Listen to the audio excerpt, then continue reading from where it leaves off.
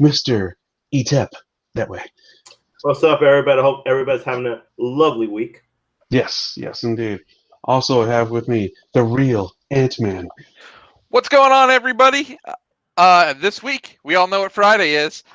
Do we watch a Friday the 13th movie? No, I'm gonna go see Don't Breathe. Oh, too. there you go. That's just as well. Just as well. Yes. I think it's funny though, because every single time it's Friday the 13th, they always have the whole Friday the 13th marathon on Sci-Fi or whatever those, cable channels that that you got. So, I totally forgot. I actually own. Don't I own them? I think you bought the collection. Yeah, I think I bought the collection. We could start at episode 1, guy, or movie 1, guys. See a little Kevin Bacon. Little Kevin Bacon. I might do that. Yeah. Was that his first movie? I think it might have been his first movie, right? No, I don't know if it's his first, but it was early in his career. Was it? I thought Tremors was his first. I think that was the first time. I think Tremors came it was out like before. later on, like 1990. I want to say. Okay. Like the first Friday the 13th was 1980. I want to say 79, I believe, wasn't it? It was 79. Had it been somewhere 79. around there. It's the same time as Halloween. I think they both came out around the same time. No, it was 80. You're right, Pete. But was not his first movie. His first movie was actually National Lampoon's Animal House. Oh yes. So there you go. Yeah. Okay, and that was like 76 or 77. 79 or 78. 78. What? Sorry, 78? 78. Okay. Okay. Yeah. Close, though. Good job. But You know our stuff. Still got it. All right, gentlemen. Breaking news. Do you have any breaking news? Let's do it. Besides, we didn't talk about Carmelo last week going to the Lakers. Oh my god. We have a sports update section since. Okay. All right, good. We can get into that detail. This week is light on news, so we can go in full sports section and talk about Cowboys and Hard Knocks and all that kind of crap. All right. I gotta send you that meme, Chris. I sent Which Pete one? a meme earlier about the Cowboys. It's pretty funny. It's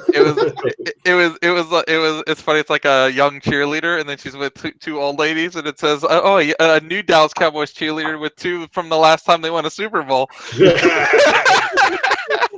That's awesome. Oh, it cracked me up, dude. I was like, that's so funny. Oh, that's great. All right. How about the Cowboys? My breaking news is the fact a friend of the show, friend of mine, dear friend of mine, his picture won't show up that well here.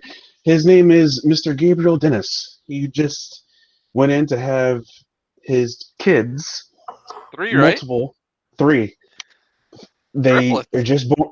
Triplets just born maybe an hour or two ago. So he is now first-time father, and he's now has 3 kids. That's right awesome. Congratulations. Congrats.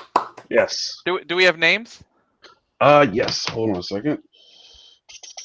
I have individual pictures here. Are they 2 girls, a boy? It's 2 girls. It's two girls, 1 boy. You got first Amelia, then you have Elijah, and you have Eloise. Nice. All E's. Yes. Well, no, except for Amelia. Amelia's an A. Oh, A. Okay. Yeah. But yeah, Elijah's a great name, named after the great Giants quarterback.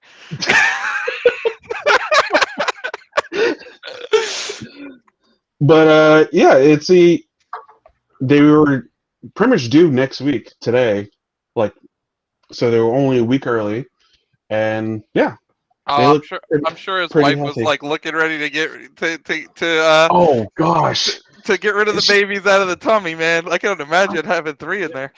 3 and she's small. I hear like about a couple months ago somebody had an octuplets or whatever, octuplets somewhere around there. 8 kids.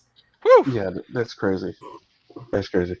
But congrats, Gabe and Ashley, and yes, congrats. Congrats. Good luck to you guys. We got 3 new fans of the show. Woo! Just keep them growing. Keep the family growing, indeed. All right. So, you guys have anything else? I just quickly checked and I don't see anything. Yeah, it's been a pretty dry news week. You can the Blizzard Activision thing is still going on, which is freaking crazy. Yeah, of it is. I've seen some other people were let go today, like designers on like Diablo and stuff like that. So Yeah, 3 senior Blizzard developers left now. Now is the fact of whenever, and then you see the stockholders getting pissed off and their yeah, list of demands. Yeah, so it's just when everything's said and done and dust is settled, we'll see how where things stand with it. But Bob Iger, you need to go, or whatever your Oh, name is. not I don't know if Iger. anybody That's cares Disney. about It's like Oh, sorry, Cossack or something like that. something like that. Your Yeah. CEO of Activision, you need to go. This is some breaking news, actually. I'm not sure if people are fans of Jeopardy, but so Yeah, they finalized the 2 votes. that is in. That is in. That's on That's the in. slides. Yes, that's in slides. Okay, never mind. Sorry, That's in. That's in sorry, slides. my mistake. I thought. Or how about? Okay, here's another one. Hopefully, this is not on the Probably in the slides. slides. Powerpuff Girls. No, I didn't talk about that. Oh, Chloe Bennett's out. Yeah, Yeah, she Chloe walked out Bennett is out. She's out of for the Powerpuff Girls. scheduling conflicts. Scheduling conflicts. More like not making a better decision in her Quake's career. coming back, Pete. Quake is coming back. You think so? Absolutely. Not canon.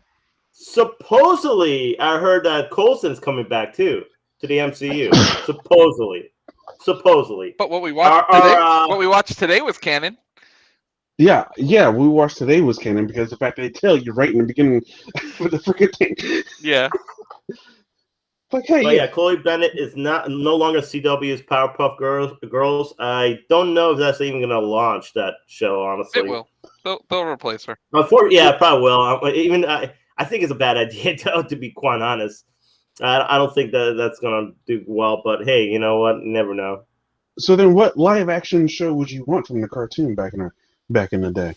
The problem is though I feel like I have no problem with live action animated series. The problem is how it's gonna be done. Is it gonna be like, to me this is more serious? That's not the Powerpuff Girls. Powerpuff Girls is more like like more lighthearted. I want to say, not serious, not like, you know what I'm saying. It doesn't take itself. It doesn't. That animation didn't not take themselves seriously. From the way that CW is approaching it, it seems more like mostly like every single CW show they do. Probably gonna have romantic kind of feeling, more like romance. Pete, you don't like a little romance? I had no problem with romance, but it depends on what the subject matter is. You don't like the teenage romance? Too much drama? I'm not real big on CW. Like, CW's good. Like, some of the shows on CW is good, but then sometimes I think they put too much of their CW-ish in the shows, if that makes sense. I don't know. I just feel like sense. Yeah, that makes sense. I get you. Like, Arrow's really good, but even Arrow. No, like I said, I have no problem. Like, I think like Arrow's great, Flash is great. I think sometimes I know like shows, a lot of people love Vampire Diaries. I think those shows though the seasons tend to go on too long. Yeah, and they have a should not last as long as it should. Yeah, and there's a lot of filler episodes in those TV shows. So I'll be honest with you, I'm not a fan of filler episodes. Like, I would rather you cut your season short than have filler episodes. Yeah. But would you rather have seasons be drawn out then at that point? Like, say you've had like you watch 1 week and then like 2-3 weeks down the road you watch another episode. Kind of like how they're doing with Superman and Lois, actually. I haven't watched it. I'll be honest with you though, if they stopped Luke Cage's season after first of all, they should never kill Cottonmouth. But if they stopped it after they killed Cottonmouth, that would have been the best. Like, that's how they should have ended the show. Like, I felt like it went on like 4 or 5 episodes too long. Let me ask you something, and how do you feel about like? Oh, okay, there's no connection no more to a Netflix TV series and MCU, because Mahershala Ali is going to be Blade now. So, but they're not in the same. I guess it doesn't count anymore. The Netflix. Yeah, those are not canon. So. I mean, we already got that example because Mahershala Ali's mom was in freaking Civil War. Yeah. So yeah. I think they're already. I just think she was a variant. But no, I do agree with you, Luke Cage. I think it should have been just. I didn't mind that episode when they killed him off. I thought it was a really like, holy crap! I didn't expect that to happen. Shocker. But then, unfortunately, like, was it Diamondback took over as a main villain, and he just wasn't that good. He wasn't as charismatic. No. Or as interesting. Well, I mean, come on, you gotta fill the shoes of Mahershala Ali. It's not gonna happen. The character, yeah, exactly. It just did not go well, so it became a little cheesy in the end. But I know it's just a rumor, guys, and you know, take it with a grain of salt. But there's a rumor that Wesley Snipes' Blade will fight Mahershala Ali's Blade in the Blade movie. Goodness, I'm not real big on rumors, but I hope that rumor's true. I really do. Like, that's a nerdgasm right there, guys. That really is. I don't know. No. Yes. I mean, just one more time. I want to see Wesley Snipes one more time as Blade. Then retire the character. That's it. That's I just want to hear. See, he's too old. But could you imagine this? Just picture this scene. Let's get the setting. Right. So Mahershala Ali walks up, sees this guy with a sword, looks like himself a little bit, goes to him. Who are you? And he goes, I'm Blade, motherfucker. Come on. You can't do that. It has to be rated R, bro. You think this is you're allowed one F-bomb in a PG-13 movie. Use it right there. The movie Blade has to be rated R. I couldn't see a PG-13 Blade. Dude, I still like still one of my favorite like lines ever was like when he's interrogating that guy. He's like, I can't tell you, they'll kill me. He's like, I'll kill you, motherfucker. That was a great trilogy. That was a great. Honestly, I love the Blade movies. They're great. Me too. And, I mean, that's why I bought the sword for crying out loud, on CamelCon because of that. So I just do hope, like, at least we see maybe if it's not too long, you don't have to put him in the whole movie, but just kind of like they're doing a supposedly rumor, No Way Home. They have Tobey Maguire, Andrew Garfield, and in the new Spider-Man movie. If that's true. That's gonna be awesome. Same. Chris, where's our trailer? Sony is just like. I thought you had the inside information over there at the house of. I can't call them the House of Mouse. What would Sony be? The House of Spider-Man. I guess. Yeah, it will be a House of Spider-Man. I'll be honest with you. Sony is just like. They probably won't release a trailer for this movie until Venom comes out. To sell tickets, which would be in October. Venom. Which would be in October, and that is long away. Yeah, what? I can't see him doing that long though. I think September still gives him a 3-month lead in, or right? Or no, 2-month lead in. 2-month lead in. Hey, what's up? Hey, how's it going? Denise and Anthony's dad. But it's just like so long. I don't know. It's a little bit too long. I think it should release. September will be the best time. September will be the best time. Shang-Chi. You want Shang-Chi? Yes, that'll be the best time to release it. We probably will get a full internal trailer for Shang-Chi, and then just be like a teaser for Venom for Spider-Man, and then after that, then we'll see. Actually, you know what? I think Sony is supposed to have like some type of presentation where they're going to be showing off all their movies, and you're not allowed to bring like electronics inside the building or anything like that. So they probably will be showing it off then, maybe. I mean, hell, they haven't showed off anything for freaking Uncharted yet. That's supposed to come out in like February or January. Yeah, the thing about Sony is I think they're one of the only big studios that don't really have anything they show on streaming, like Disney and Warner Brothers. You know what I'm saying? They don't they can't all their movies are in the theater. Yeah. So if you want to watch, you got to go watch in the theater. So to me, I think they have to definitely promote these movies, full-heartedly promote these movies in order to make that money that they spend all this money on these movies, to make. So maybe they're saving it. Maybe they're trying to and then later, maybe hopefully by December or whatever, you might see this little slowdown of the pandemic. I don't know. Maybe that's what they're trying to do. Maybe I'm not sure, but they definitely have a lot right on Spider-Man. I feel like a lot right on Spider-Man. So I just need to see the trailer. Oh yeah, well they need to. We've seen designs. Designs were just recently put out like Sunday of like T-shirts and crap like that. They're actually merchandising this movie already with Doctor Strange and the fact of Spider-Man's new suit, which apparently is going to have some type of magic in it from Doctor Strange. Oh my god. So they're already showing that, but they're not showing the trailer. So obviously something's going on, and it's just so coincidentally, so coincidence that Andrew, Toby, and Tom were all in the same city for supposedly doing the reshoots at the same time for something. Yeah, it's not. The thing is, though, like they can deny it, they can try to cover it up and all that. I don't see too much coincidence right now, especially the fact that Afro Molina is supposedly going to be in the movie. No, Why he would he be in the movie? he said he was, and then Kevin Feige was like, "Oh well, go ahead and ask Alfred Molina since he already knows answer that question already."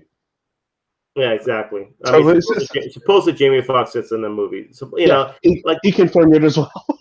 exactly. Allegedly. Yeah, it's allegedly. Yeah, too much right now. Both of them have publicly announced that they were in the movie. Yeah, okay. Yeah, that's what I'm saying, though. So if they're in the movie, I can't see why Tobey Maguire and Andrew Garfield are not in the movie. That's I true. tell you what, though. Like I said, though, like Sony and they have a lot right in that movie.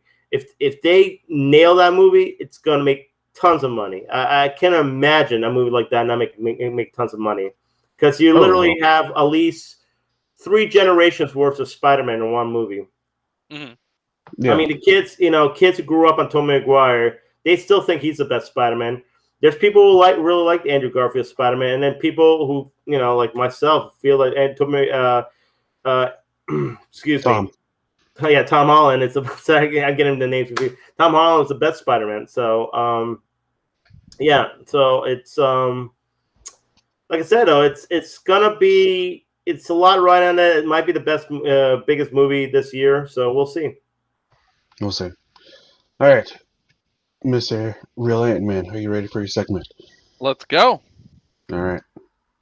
All right, we'll start with the Epic Game Store. Today is your last night to get A Plague Tale: Innocence and Minute. They switched that, by the way, last week. Minute was not one of them. I forget what the other game was, but Minute was what we got. And next week, we have, starting tomorrow, Rebel Galaxy for free. Then this week on Game Pass, we actually have a lot of games. Codemasters games finally got added into EA Play, which is now available on Game Pass. So you got Dirt 4, Dirt Rally 2, F1 2020, and Grid. Also, yesterday, after the ID at Xbox show, which we will talk about later, they shadow dropped Library of Runa on there.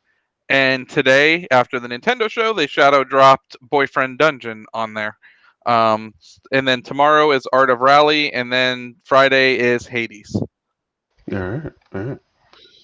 Actually, since you just mentioned the ID at Xbox, let's go ahead and get into that. All right, so ID at Xbox, we'll go into what they announced there. So this is their second one this year. Now, I will say, since Nintendo and Microsoft had theirs back-to-back, I have to say I like Nintendo's format a lot better than Microsoft's. Microsoft's dragged on a little bit. They did live streaming with Twitch. The streamers on there, I'll be honest, like they didn't really know a lot about the games. I really think they should have got people that was able to talk to the devs beforehand and play the games beforehand. So when they talked about the games, it wasn't like they were seeing it for the first time like we would be like live streaming it. I'm like, yeah, they just didn't seem very knowledgeable on the games, which like I don't know. I would prefer to have people that actually played the games or knew more about the games.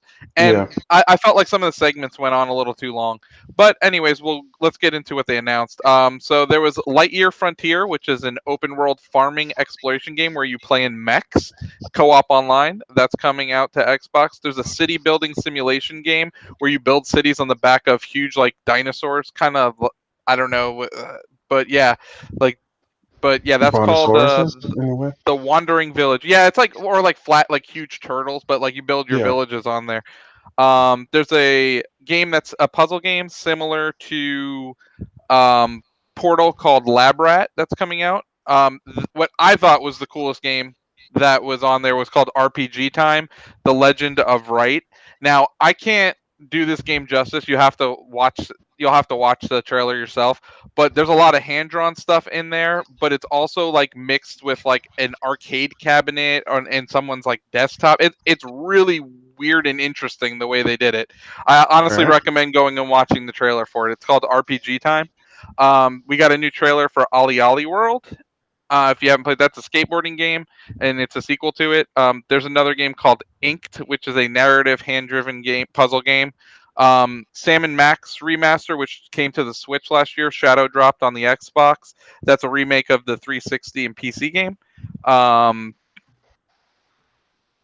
There was a gameplay demo for an action platformer called Eon Drive. The Big Con was announced. That's a crime-filled road trip adventure. There's an audio-based game, which is actually cool. So there's no visuals in the game. It's all audio-based. It's a game that made for accessibility for blind people. So it's actually you put headphones on and you'll know where to go by like listening to it. And so like if you need to go to like a vendor in the town, you would like walk towards where they're calling you out and stuff like that. So it's pretty interesting sounding, but it's called The Veil: Shadow of the Crown. They showed another. Okay, and then they had a Game Pass announcements. Origami 2 is coming to Game Pass. A dog photography game called Paparazzi is coming to Game Pass. New game from Rebellion Games, Evil Genius 2 is coming to Game Pass. Stardew Valley is coming to Game Pass. They showed a closer look at Artful Escape, which is coming to Game Pass. Then they showed a sci-fi party game called Space Lines from Far Out, which they said was like a mix between Overworld and I forget the other game they said, but they are not Overworld, sorry, Overcooked. But it's a party game like that. And then the other game they showed was Pathfinder Wrath of the Righteous, which is a over-the-top isometric RPG. All right. So yeah, lots of new indies coming for the rest of the year. Only one was announced for next year. All the rest were this year. So Interesting. Still got games coming out this year. That's crazy. yeah, like new games too that were never even announced. That's the really crazy thing. Yeah. Because we got some game delays that got announced recently. What, Ash and the Evil Dead? Yes. Yeah. All right. So, Indie World, Nintendo's Indie Direct, happened today, and what was announced was, here's a roundup here, Axiom Verge 2, a new superhero explores the bizarre Metroidvania world of Thomas Happ's Axiom Verge. That also hit PlayStation 4 and PC as well today. Mm-hmm. Boyfriend Dungeon. It's a dungeon crawling dating sim from Kit Fox Games. Oh yeah. Yeah, you get to go into that dungeon, find your boyfriend. Yeah. Dungeon time.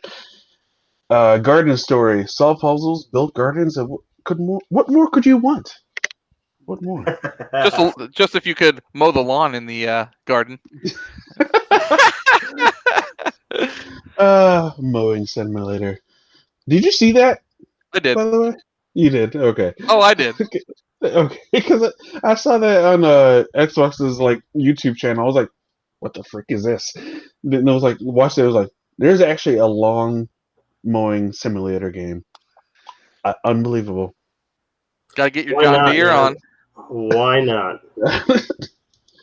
Right. Forget about doing it yourself. Just do it in a video game, right? Exactly. Yeah, do a video game. It's like playing Sims. Oh my goodness. Anyway, next was Islanders Console Edition from Grizzly Games and Coast Islanders is a cool little game about building up civilizations on tiny little islands. Interesting. I'm gonna butcher this name. Necro Barista Final Pour. Yeah, Necro Barista. Necro Barista Final Pour. Who doesn't want Necro Barista? Who doesn't want to play a game about serving the dead their final drinks? Gotta give them that coffee. Yeah, man. Even the dead want coffee. Eastward, coming out September 16th. Eastward is from Pixpill. Chucklefish is an emotional post-apocalyptic adventure starring a hardworking miner and a young girl on a journey to not be too much like The Last of Us. So it's kind of like a play like Last of Us, but in a 2D style, pretty much. Tetris Effect Connected, October 8th. It's the Tetris game for the Switch. What more could you want? Just that's not online. It has more effects. Yeah, It's that's kind of so like smart. it's kind of like looks like what's that game called? Beat Saber in a way, but with Tetris. Yeah. Next one is Toem. Toem is a neat little adventure in which the player solves problems by snapping photos, which sounds simply delightful. Man, Pokemon Snap started it, man. Now you got all these photography games. That was like almost like what 25 years ago too, right? No, but then they did the second one, and now we got all these photography games coming out. Yeah. Loop Hero. No, stop taking pictures. Loop Hero. Everyone loves Loop Hero. Should not explain what Loop Hero is. I guess I don't know what Loop Hero is, but whatever. Card-based RPG. Okay, there you go. Shovel Knight Pocket Dungeon. A Shovel Knight owned with match 3 puzzles, also known as Everything I Want in One Place. According to this person in the article, not due till 2022. Bomb Rush Cyberpunk. Also known as Jet Set Radio Future. Did you see it, Chris? Yeah, I'm looking at the picture now. Unapologetic Jet Set Radio Future. Yeah, that is literally what that is. From Team Reptile, this is pretty much Jet Set Radio. There ain't no one gonna tell me different. If it comes out and nothing is like Jet Set Radio, I'll eat my hat. From what the cat says. Next one is Far Changing Tides, the most post-apocalyptic vehicle adventures from the makers of Far Lone Sails. And then you have Metal Slug Tactics. This is a fresh take on One Gaming's most steroid run-and-gun shooter series. Now with a lot more thinking. That got announced during E3, so that's just confirming it's on the Switch. Yeah. I remember we were watching one of the shows where that got announced. No, I think it was Summer Games Fest. It was the one with Jeff Keighley. Yeah. And I actually watched this too as well. I watched the Indie World. So. Of course you did, because you watched the Nintendo one, but not the ID at Xbox one. Of course, Pete. Yeah, show some support, man. Gotta show a little support. I gave them both support. I watched them both. Well, I mean, I figured. I mean, also I had the afternoon off, so I was watching it. It was good. You know, the one thing I noticed about games, a lot of indie games, I love the art style. Like, there's so much about the art style, about these indie games. Well, that's because they're willing to take chances where big studios aren't. Like, because big studios, really, they have one shot. Yeah. Indies kind of, I mean, yes, indies have one shot too, if you think about it, but I feel like they're not putting nearly as much money into it as like a AAA would put into it. I feel like indie games are kind of a little bit kind of like what we were introduced with for video games, where they had these developers had these rad ideas and made it work, even though they took it and of course it brought out success. Like, I would say Super Mario Brothers for its time was a rad idea. It wasn't something like people would be like, oh yeah, let's take this guy who's a plumber and, let him stomp like turtles and, avoid plants and go into pipes and, go and try to rescue this princess from this dragon monster thing. I mean, really, when you think about it, it sounds ridiculous, but it worked. And, so I feel like these developers nowadays try these rad ideas, these really cool ideas, and it seems to some of them work, some of them don't. I was about to say some stick, some don't. So some stick, some don't. But you know what though? We at least had, as gamers, we had that kind of like, hey, you want to play something different, something you haven't ever played before, and you give them that option. Like I was watching a lot of these, like what's the one's called where like you're sailing on this ship, but it looks so what? Far, yeah. It's like a weird ship, and then like you go to different lands, and it's really, I mean, very odd and artistic. But I mean, I like that. I like the fact that these developers taking chances. Yeah. Instead of doing the same thing over and over again. Over and over and over. Yes, exactly. And I really enjoy that. And like I said though, and I feel you get that with the indie games and. A lot of the times, the artwork and what they do is just pretty fascinating. To be honest, it's pretty amazing, So Unfortunately, I don't play a lot of these indie games. I probably should. I'm more, into. Well, I Pete, don't. you have this service called Game Pass, I and know. it has pretty I know. much I know.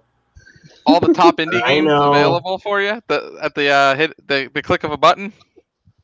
I downloaded a couple of those games. I didn't play them yet. Well, I guess eventually. I'm not sure. You should probably get Hades on Friday. I hear that's excellent. Oh yeah, you know what? I will probably. Is that going to come out on Game Pass this Friday? Yes, sir. I will get that. After. You can actually probably preload it right now. Yeah, you can. It's available for preload.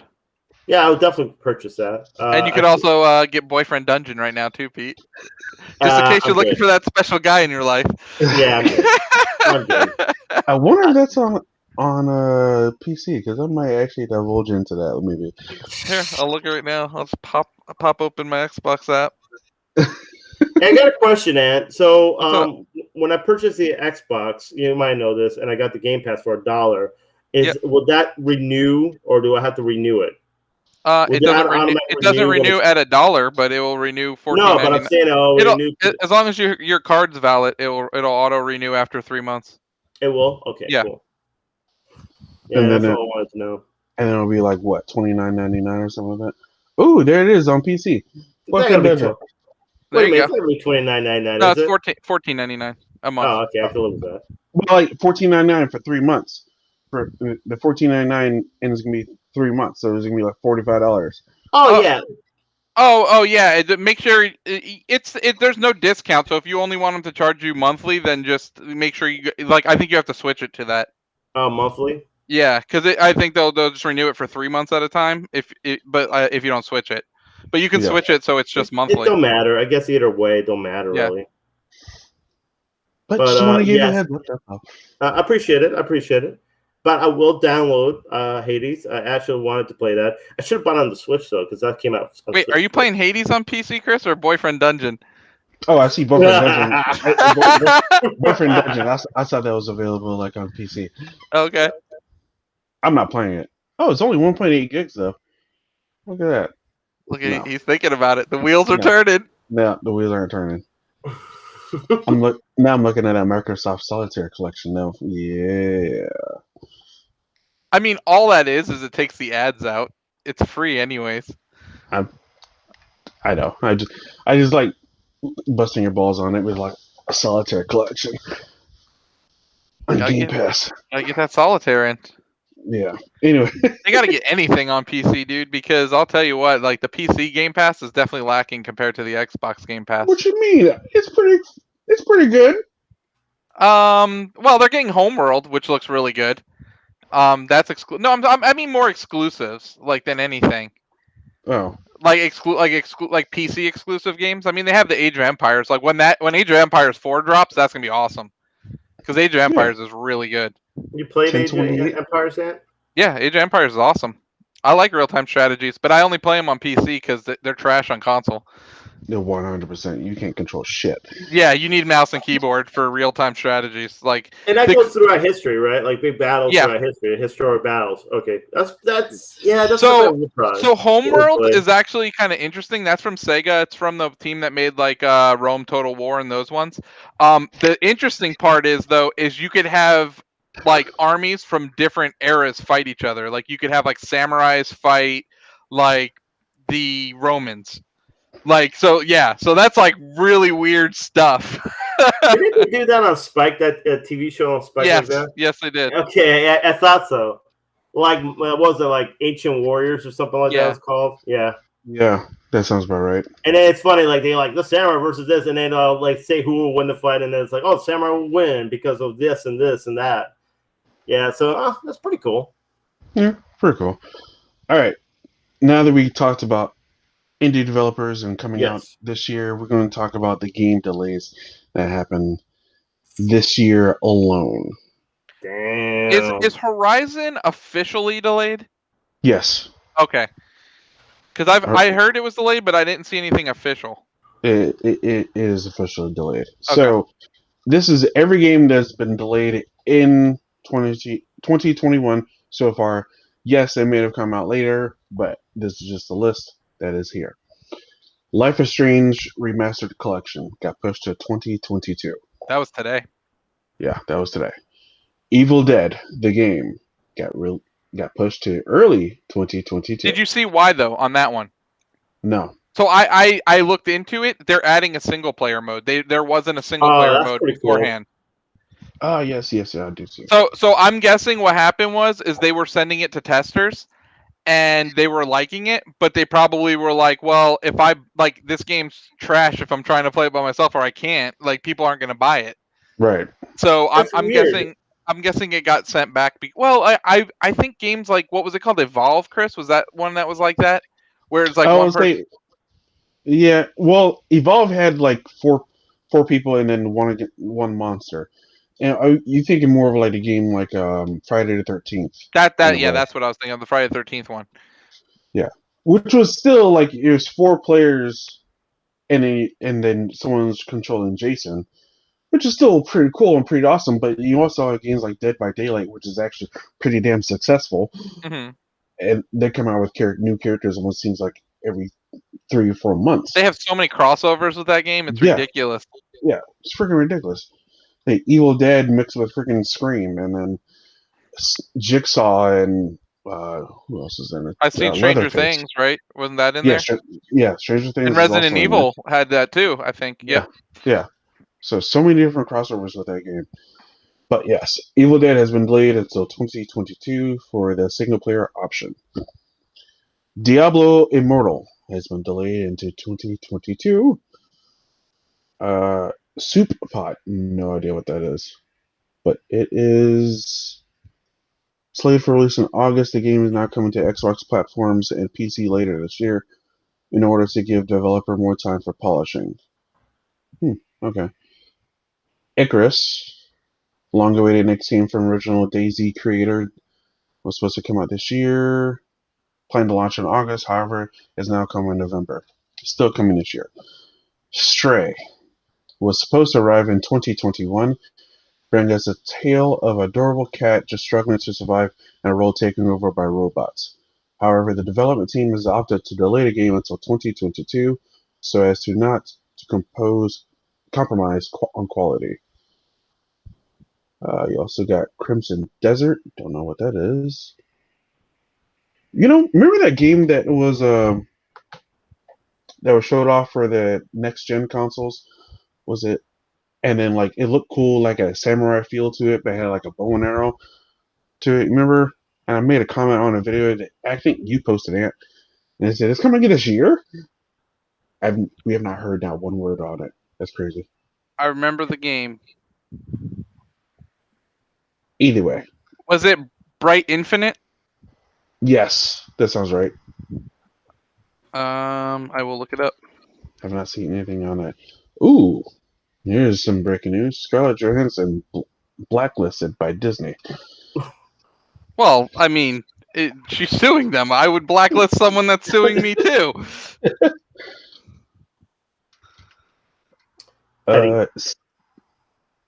Skatebird. A bird riding a skateboard. Now arriving in September 16th. Crimson Desert was supposed to come out. No date, but it does say 2021 still. That's crazy. Bright Memory Infinite is what it's called. All right. Rainbow Extraction got pushed into January 2022.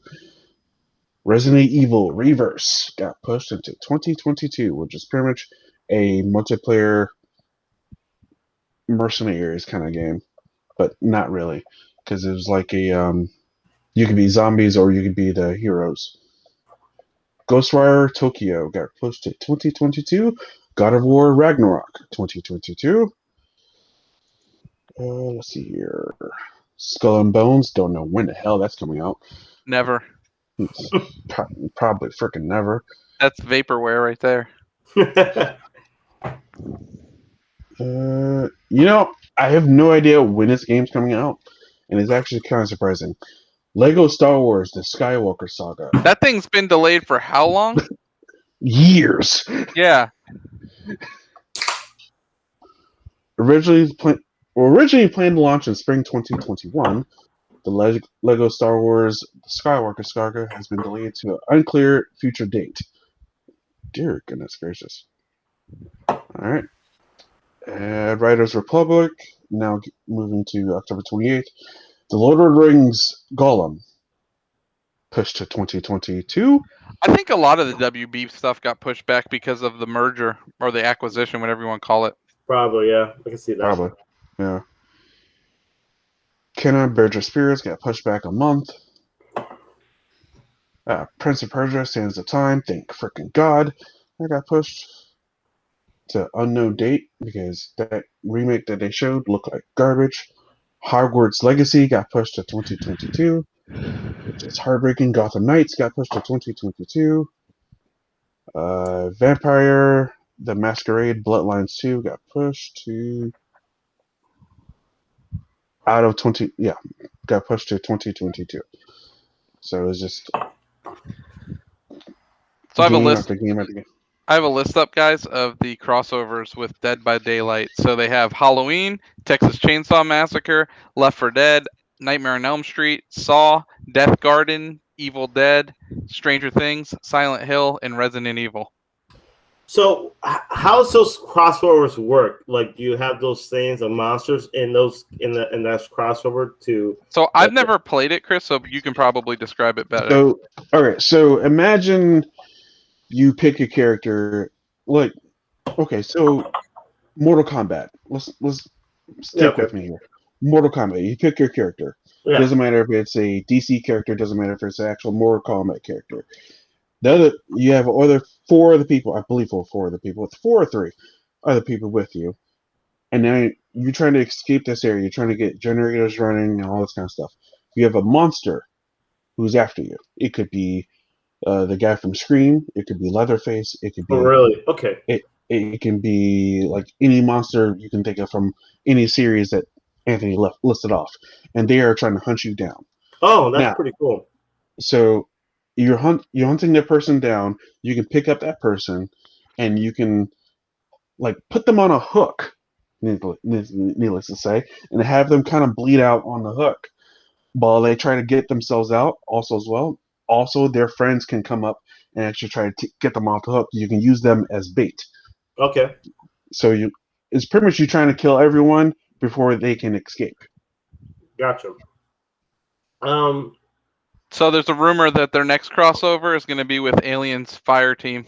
So Alien joining it. Okay, question.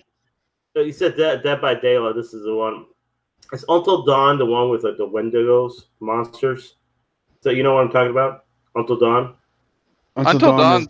That's completely different. What's that about? Until Dawn. Go ahead, Chris.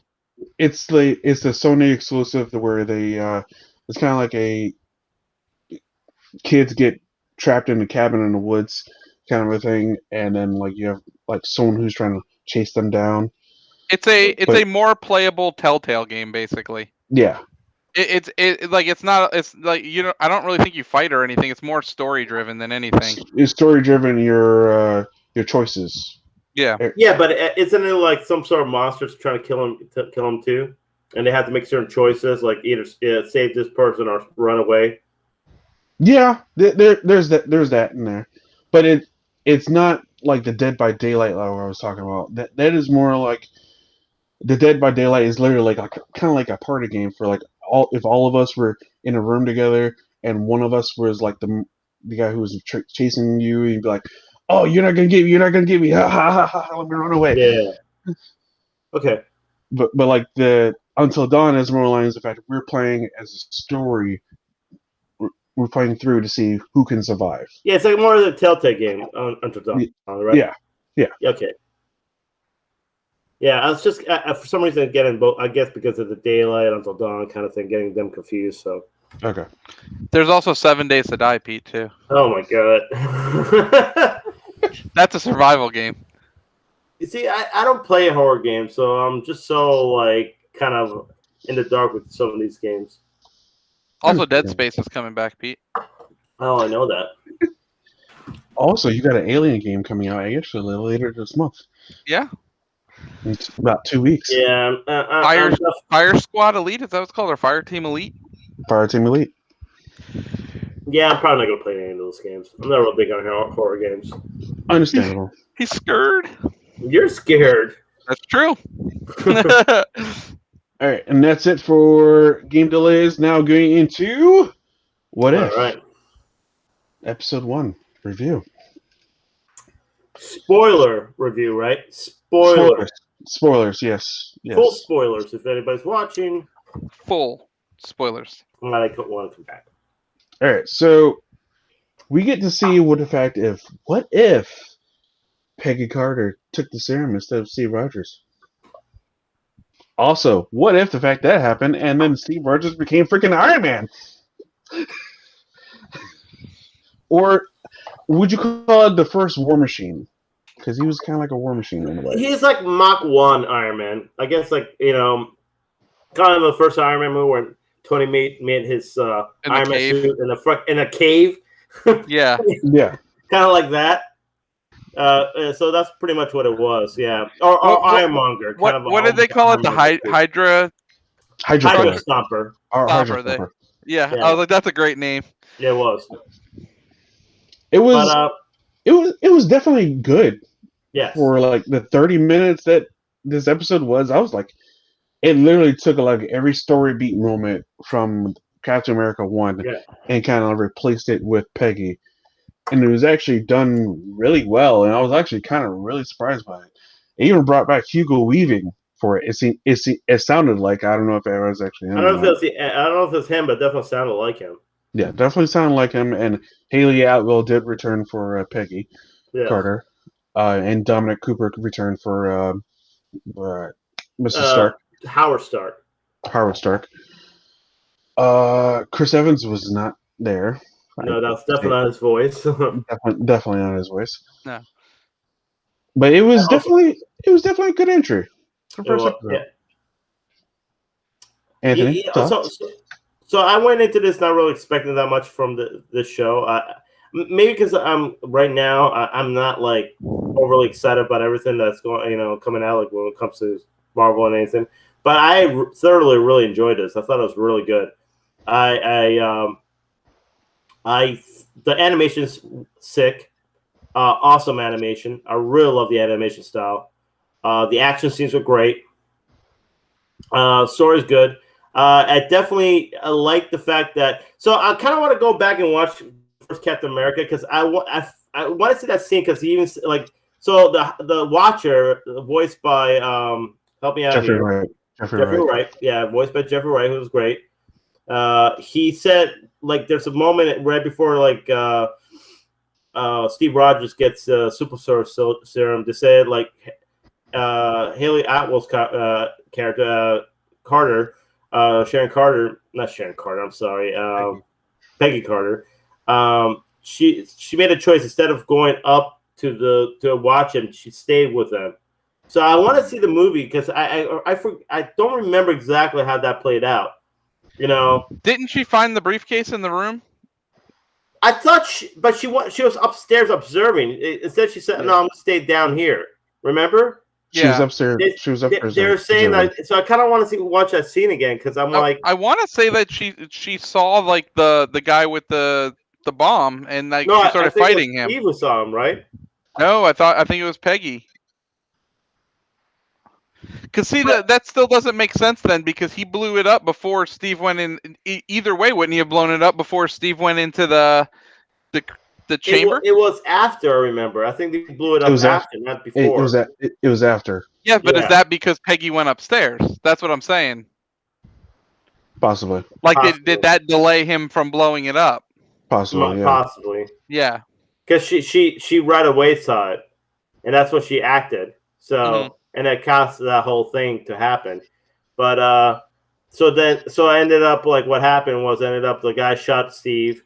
He couldn't do it, so Peggy decides to get into the machine before they lost the chemicals, super solar serum. So she decided to be, and I love how one of the generals, which I wish they got Tommy Lee Jones back, because I know he's in the first one, but I guess he couldn't do it. I guess one of the generals. He's not going to do it for like freaking just one episode. It's Tommy Lee Jones. Yeah, it is Tommy Lee Jones. So she, ends up becoming, pretty much super soldier, but the American general was kind of totally against this. Like, we can't have a woman in the front lines. That's insane. Blah, blah, blah. You better not crack a nail or something like that. Of course, not expecting a lot from her, but she ends up actually, I guess, yeah, she kicked ass. She kicked a lot of ass, man. She stopped this whole Nazi kind of, I think they're taking Armia Zola. Yeah. I want to say Armia Zola, wasn't it? Try to like they had the Tesseract. They had the Tesseract in motion, and she stopped that caravan from going. Yes, that was pretty cool. And then when Howard Stark gave Steve the Iron Man suit, and that montage that they had, I was like, that was freaking awesome. Yeah, it was. Yeah, it was really good. I love the fact that how they were like working together as a team. I thought it was so badass because it kind of what it will love to see, like, like if Tony and Steve got along better, maybe they would have been that same type of team. Him to Steve Rogers riding on Tony's back and pretty much going out there and destroying things. But yeah, it was pretty awesome, like the way they worked together. And I thought the scene where Captain Carter got the sword, that was pretty cool. We could see her using the sword and the shield. Yeah. I also like the fact that they kind of also played it kind of changed in history. Like for instance, they did the whole mission on the train, and that's where Bucky fell off the train and all that because Captain couldn't save him on time. But Captain Carter saved him, grabbed him, and all that. So it kind of changes the whole. That made me chuckle too. He's like, "Man, you almost ripped my arm off." Yeah. Yeah, a lot of little Easter eggs or things like that throughout the the thing. But no, it was definitely so. I don't know why Ant tells me IGN gave it a 6. I don't know why they gave it a 6.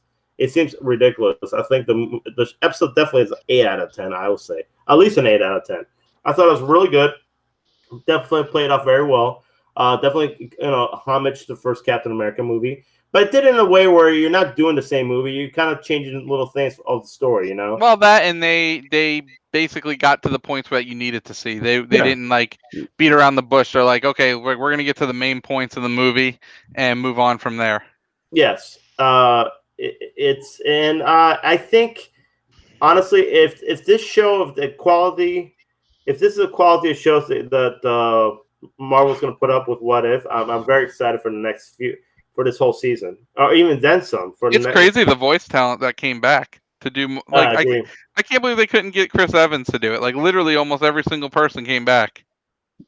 Yeah, but like every single one of them was at least tied to like a project, a future project though. Even the new Red Skull came back to play Red Skull. So that's what it was. Yeah, it's the guy from from Walking Dead, right? Yeah. Who did? Okay. So and he was the Red Skull in Infinity War. So like this in the climax of the episode where you see Red Skull kind of take the Tesseract and bring this monster. I saw for a second because there's this squid monster. I saw Sumar Gorath, who was supposed to be this monster, this alien, this from Doctor Strange kind of rogue gallery and all that. I thought that's what it was. I don't think it was, but I thought that was, who is a major threat, actually, cosmic threat. So, but I don't think it was. So, but it's pretty cool, like really cool ending. Definitely love the whole. Also, the ending, the fact that she ends up going to the portal, kind of the same, kind of almost role reversal, really. Steve and Peggy, whereas she's the one who gets. Sacrificing herself to save them. Same what Steve did, and she ends up going back into the present time, and pretty much like what Nick Fury did, bringing her back in the present time. Same way they did Steve. So I like that, and the fact they keep on talking about the whole dance. They had to have that dance and all that. I always kind of like that too. That was touching. Going back to the first movie, so it's great. It was definitely great. I'll be honest, since this is canon, I wouldn't mind seeing Haley Atwell play this character, Peggy Carter, Captain Carter in the MCU, and this whole multiverse. I would agree with that. Yeah, it'll be pretty cool. So definitely would be cool. IGN says, "What If's premiere is an entertaining remix of MCU canon, but uneven voice acting and animation threaten to dampen the series' potential." That's a bunch of load of bullshit. yeah, I don't know what they're talking about the. I'm not sure. I don't know what the voice acting or whatever they're talking about. Yeah, I didn't hear anything, and I didn't see anything wrong with the animation. Like that's I The don't know. animation was flawless, honestly, from my point of view. It was flawless. I'm not sure what they're talking about. The voice acting it seemed pretty good. It wasn't I just read an article that I guess the head of or one of the heads studio that they said Marvel Studios is planning multiple new animated series following the debut of What If that are gonna go on Disney Plus. Rumor is that they'll have an X-Men one. Oh, So will they do that before they actually do live action? That is. I hope not. I hope it's they definitely have so many stories to tell with the X-Men that that would be a good way to not have to have the actors be there for all of it. Basically, just do the main stuff. Yeah, that's true. I mean, the good thing about animated stuff, you can do so much of animated. Yeah. Like for instance, the action scenes in this episode were awesome, fantastic. You know what I'm saying? So you can get away. You can do so much more by doing anime. And like I say, if they keep this type of animation through every single, I know they're gonna change it up a little bit, but this animation style, I'm all for it.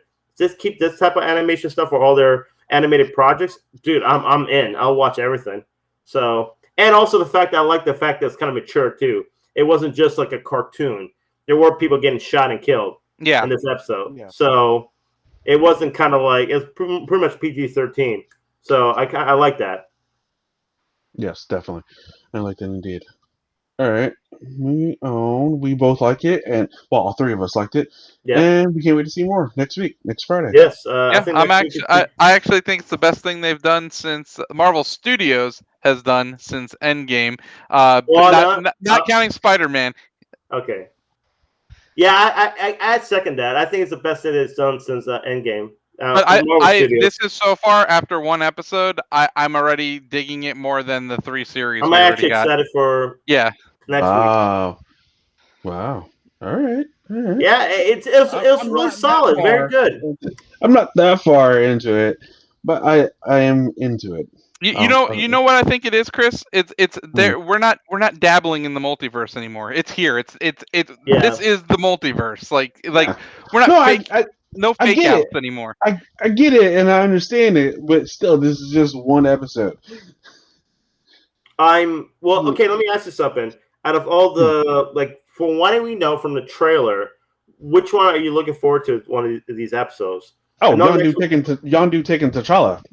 Come on, that's easy. I'm actually looking forward to Killmonger and Iron Man. I don't know why. I'm looking forward to that one as well. I'm actually looking forward to that one just because I'm like, dude, that's a very interesting. That whole thing is very interesting to see what's going to happen with that story. But it's literally going to be Chadwick's last performance, so that is true. That is true. You're absolutely right. I didn't think about that. You're absolutely right. That is pretty. That will be pretty touching. And you know what though? I hope they do a little in the end of that episode. They do some sort of a memory of guys, how cool was it to see the Howling Commandos again? That was pretty awesome. That was pretty cool. That was pretty, yeah. Like I said, it makes you want to watch the first Captain America movie. I won't go that far, but it does bring back some vibes from it.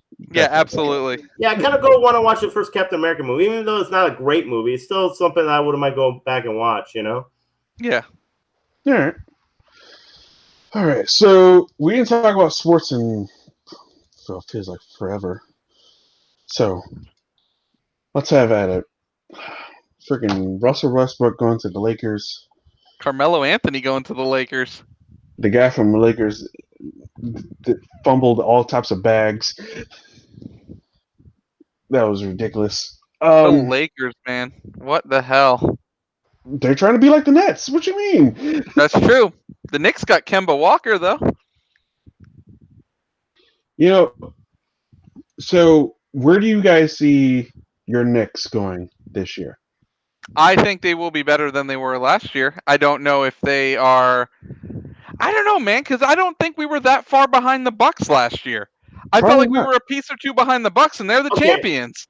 I'm So gonna be realistic. Injuries aside, because injuries definitely play a role in the like in these teams and all that. Injuries aside, right now, if you were to rank the teams, what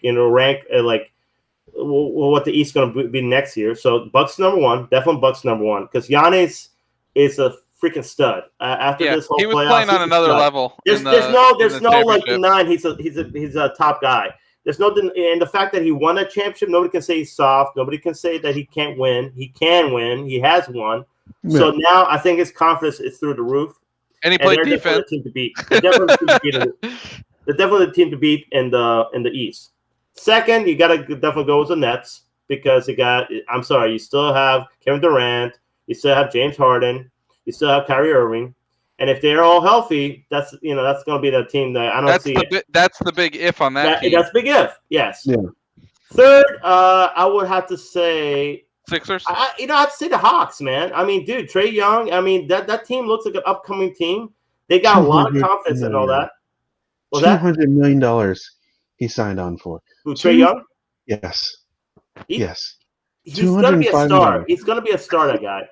Trae Young. So I give the Hawks. That's the third team. The fourth, then I'm going to have to make, you know what? I'll pick the Knicks, the fourth, because I'm picking the Sixers. Wow, you don't like Simmons, huh? You know what? Because Ben Simmons sucks ass. That's why. They're down. They're going down because Ben Simmons. Oh, man. So the Knicks are going to be the number 4th team, and in my eyes, because I think Kemba Walker, because he used to play for what team he used to play for in college? Syracuse or Kemba Walker? I don't know. I know he's from New York. Yes. Cardiac Kemba. He went to UConn. Well, okay, UConn. Connecticut. That's right around the corner from New York. But I mean, the way he played in those tournaments in college, I mean, he made that big shot, a 3-point shot, game-winning shot in Madison Square Garden. I'm pretty sure he wants spotlight. This is like the team I think he needs to play. If he can avoid injuries, he's going to be a big star in New York, I feel like. And with Randall, there was Julius Randall getting re-signed. I mean, now he has scoring help. I think their defense with Tom Thibodeau, there's going to be solid. So I think the Knicks can hold on to that 4th spot. Then I put the Nets in not the Nets, Sixers in number 5, and then whoever other team out there in the East. That's my top teams and all that in the East right now. But definitely everybody has to go through the Bucks because I don't as long as they keep their players right now, the Bucks are the team to beat right now in the East. Where do you put the Lakers in the West? I don't know, man. Here's the problem, though. The Lakers are going to be definitely better than that last year, because, I mean, avoiding injuries aside, of course, they're going to be better. But the problem is, though, here's the problem with that team. Number one, Carmelo Anthony, it's not the same Carmelo Anthony years ago. He's definitely like the thing about Carmelo, he always needs the ball. He's not like a team player. He doesn't play defense. So you have like 3 ball handlers. Three guys demand the ball. You have Russell Westbrook, Carmelo Anthony, and LeBron James. They all demand the ball. They're all guys who really are not like there to like, let's say, you throw the ball, they're going to make a jump shot. They're all kind of players who kind of demand the ball, are playmakers, ball handlers. That's kind of how they play. So I'm not sure how they're going to work well as a team. Anthony Davis, of course, is a stud. He's a great defensive player. He's great in the middle. If he avoids injuries, he's going to literally be that rock of that team. But I just don't know how well they're going to play those 3 players and all that. Westbrook, LeBron, and Carmelo. I think they all went there because they want to win a championship. I know, I understand that. But it's just not a team I would design. If anything, I would have got a great 3-point shooter to help LeBron out so he can kick out the ball. Like, if you got Klay Thompson, I would have been like, dude, the Lakers. If they found a way to get Klay, I would have been the Lakers number 1. But they didn't. Anybody who's like us, because they got to spread that ball. And I don't see how those guys are going to spread the ball at all. So, I don't know, man. Russell's 3-point shooting is terrible. LeBron's is not the great. And I'm correct me if I'm wrong, but Melo's isn't that great either. He's a good scorer, man. He's a great scorer, but he's not a good team player. No, not at all. He's not. He's like a James Harden. kind of guy. He's a guy who like always will score a bunch of points, will not play defense, will not try to pass the ball. But like, no, James Harden did lead the league in assists for like 1 or 2 years though. That's crazy. I wouldn't think that. Let's not forget that. But Russell Westbrook is the leader in triple doubles, because the fact that he has the ball in his hands 90% of the time. All the time. And who has the ball in his hand all the time? LeBron James. Yeah. Because he has to be the facilitator. He has to be the scorer. He's not somebody who's just going to stay. You know what I'm saying? I don't know. I don't know how good the Lakers are going to be. I'm more about a good team, a team that has a good, I think the Suns actually will still be in there. I know Chris Paul is aging, but I still think he still has it on one more run. I think he stays healthy. He still has it. So you got also, you got the Suns, you got the Nuggets, who are a good team. The Clippers. If Kawhi stays healthy, if Paul George stays healthy, their team to beat. It's kind of like up in the air right now in the West, I think, more than anything. So we'll see. But did y'all hear the fact that Kawhi had the opportunity to take Russell Westbrook last year, and he said yeah, you know what? I'm good. I want Paul George instead. That's funny. I think as great as Russell Westbrook is as a player, I'm not saying he's not great. There's just something about him as a player. I don't see him as a guy. He doesn't have to form to win. No, if that makes sense. No, you had Russell Westbrook, Kevin Durant, and James Harden on the same damn team, and they can't win a championship. No, that's what I'm saying. That's sad. He doesn't have a formula to win. KD definitely has a formula to win. He definitely is clutch. He definitely is a player that makes things happen, KD. I don't think Harden, and I'm saying nothing taken away from those players. Nothing taken away from James Harden. Nothing taken away from Russell Westbrook. But there's certain players, there's something about, there's something where you're a great basketball player or you're a winning basketball player. I don't think they're a winning basketball player. And that's my opinion on those guys. Sometimes you got to do the little things, and some of those guys don't want to get their hands dirty. And there's those sort of things that you need to do in order to win a championship. Go after those loose balls, have a great defensive play, make a great basketball decision in the closing moments. You know what I'm saying? It's not about to make the last shot. Kind of like in football, you can't have a receiver that doesn't want to block for his running back. It's not going to work out. You're going to have the cornerbacks are going to tackle him all day. Exactly. Yeah. That's so important, and I don't see those guys doing that. Now, could they? Sure. I mean, maybe LeBron will show him the way. Maybe LeBron can take him to the next level or whatever. I'm not sure. But even that, it's just something that I don't know. It seems such a weird way they built that team. It's just like LeBron is so eager to win another championship. He's just oh, hey, let's get Russell Westbrook. Let's get Carmelo. Those are his Infinity Stones. He's Thanos. He's Thanos, and those are his Infinity Stones. Yeah, that's he's just putting stones, in there. He's a collector. Oh man, but guys, football's back, officially back, guys. Yeah, that is true. So we have 3 weeks of preseason this year, not 4, 3, and we have 17 games this year. So that's going to be a little bit different. So we'll have 18 weeks of real football, considering there's a bye week in there. And this week is the MetLife Snoopy Bowl. Who's going to win, Pete? Giants or Jets? Who do you got? I don't know. I'm not sure.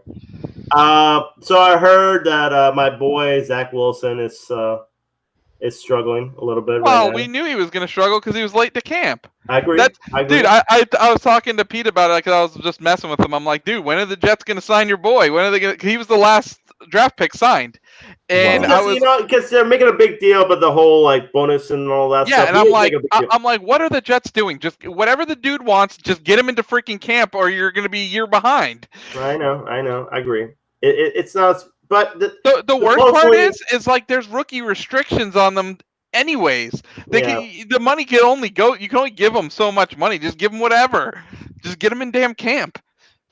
Here's the thing, though. I mean, he's going to struggle a little bit, probably. I mean, I don't expect him to be out there throwing touchdowns, being like that. Oh my God, But at the same time, though, he has all the pieces to win. He has a great. I think this offensive line is definitely way better than than before, and his receiving core is pretty good. So we'll see. We'll see what happens and all that stuff. But the quarterback takes a little bit of time to get used to. Oh, yeah, it does. In the NFL, you don't really see rookie quarterbacks coming out and doing ridiculous. When Payne played back in the day, he didn't do so well in the beginning of his. I think Patrick Mahomes might be the only exception to the rule. Yeah. Russell Wilson? Oh yeah, Russell Wilson had a pretty good rookie season as well. He did. So. Roethlisberger did, but I think that was more having them a really incredible defense than it is Roethlisberger, a testament to Roethlisberger. He had a great organization too. Now I can tell you who's going to beat them Bengals this weekend. The Bucks. Of course they are. You're gonna stomp them. Is your boy playing, Mr. Morrow? Morrow? Isn't that his name? Morrow? Isn't that the quarterback from the? Oh, Burrow. Burrow, that's his name. Joe Burrow. Yep. Is he I back? Is he still hurt? I heard he tore his ACL last year, so I'm not even sure he's even back yet. Oh, he's back. He's back. Yeah, he's back. I mean, you got Saquon back, so Saquon Barkley. He looking good. Those thighs are looking bigger than ever. Are you? Let me ask you something, guys. Okay, I'm still skeptical. I'm optimistically, somewhat hopefully the Jets going to do okay. I'm very optimistic, Pete, considering the team that won my division last year was 7-9 and we beat them twice. I'm pretty optimistic that we should be able to win our division. See, my division, unfortunately, we had to go through the Bills now, and the Dolphins are better, and I think even the Patriots will probably be better this year. So it's going to be a tough. It's not going to be easy, but I mean, I'm just hoping the Jets do a pretty good. I like our coach. And I like some of the moves we made. So hopefully we do okay. But how do you think your shot is of two-peating, Chris? Pretty high. Oh man, pretty. He got the swag now. I mean, you got the juice now. I mean, it's pretty high. We brought everyone back. They did. They did bring back the band. Brought everyone back. Everyone's back. You don't have to worry about Drew Brees anymore. Drew Brees is retired, so you don't have to worry about the Saints anymore. So you never had to worry about the Falcons. Yeah, exactly. Never. Don't really have to worry about the Panthers with Sam Darnold, right? Sam Darnold. Your biggest competition might be the Giants. We may have to worry about the Saints, because we don't know who their quarterback could be. It could be Taysom Hill or freaking Jameis Winston, for that matter. But you gotta say though, Chris, you almost gotta be a little worried if it's Jameis Winston. No, I'm not. The motivation that man is gonna have to beat you. He had motivation beforehand. Look what happened then. He did have a nice pass in that playoff game. Probably nice pass on that whole. One pass. One pass. One pass that was better than the whole Drew Brees collective. Yeah, and then we're now know what to look for. So that's why Drew Brees really retired. He's like, God damn, dude, that guy throws better than me. I'm done. If only that motherfucker was accurate, Oh man, you would have taken my job. Probably. It's like May has the same problems like Wall. Man, they got a collection of quarterbacks down there in New Orleans.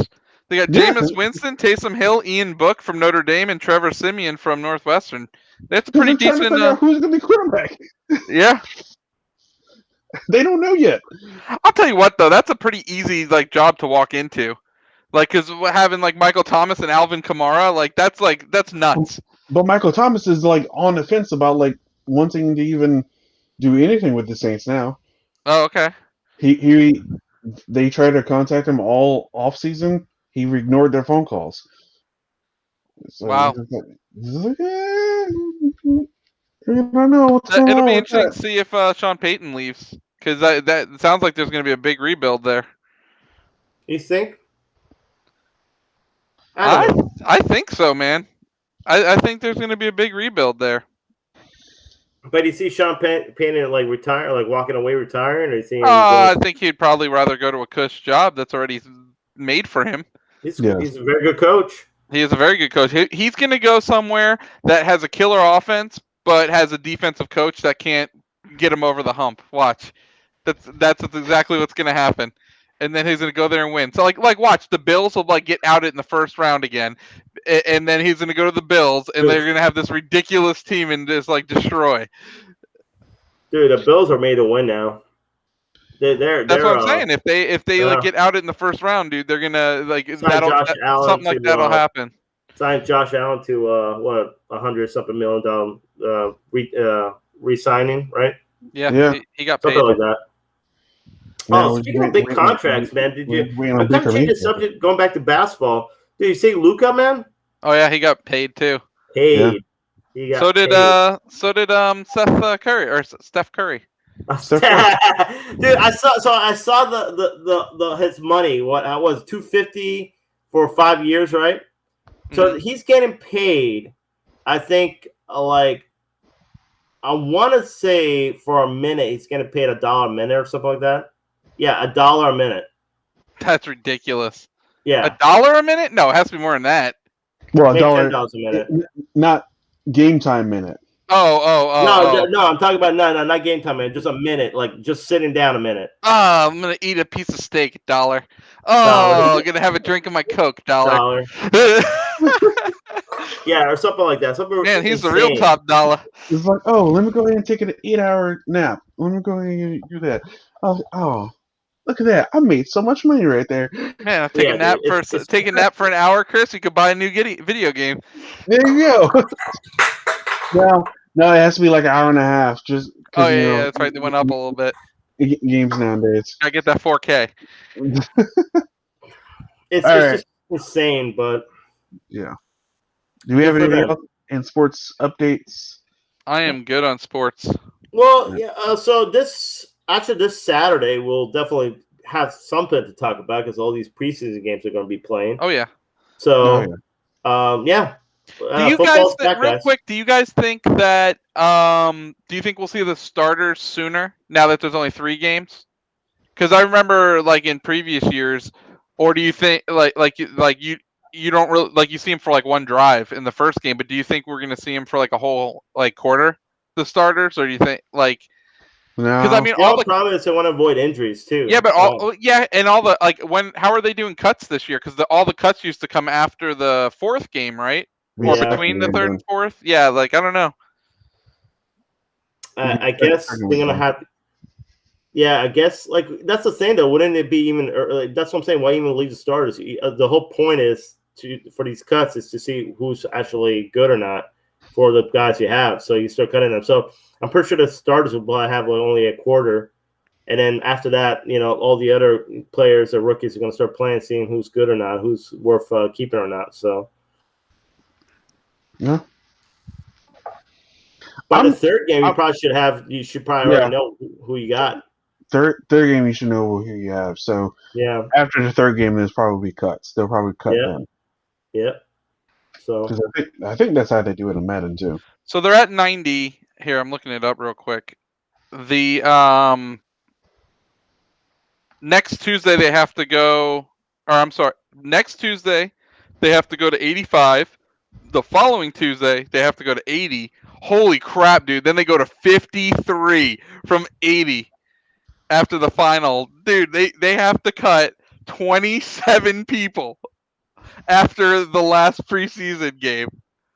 Dude, so if let me just tell you, if you go 0-3 in the preseason and you're worried about your team, there will be so many players available that your team could go out and get to try to get better. Like, dude, 27 times 32. There'll be 864 players cut. I don't ever want to hear about Vince McMahon cutting people. 864 players will be cut after the final. You really want to go there? You really want to go there with the cutting again? But that's all, dude. That's crazy, man. You really want to go there? Come on. Anyways, so what's next? What do we got next, Chris? Oh god, so Jeopardy hosts. Jeopardy hosts. Yes. Here,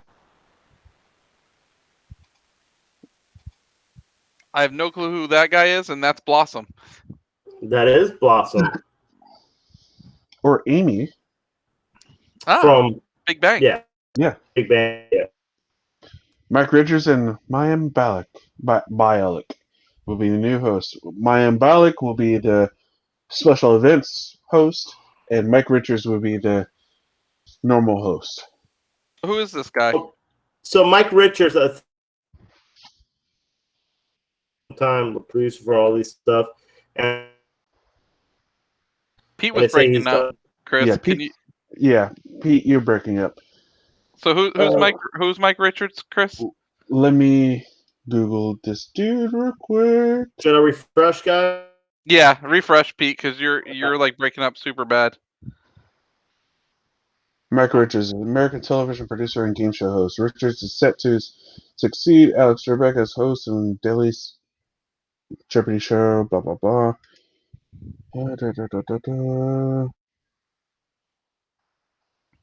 Starting September 21st.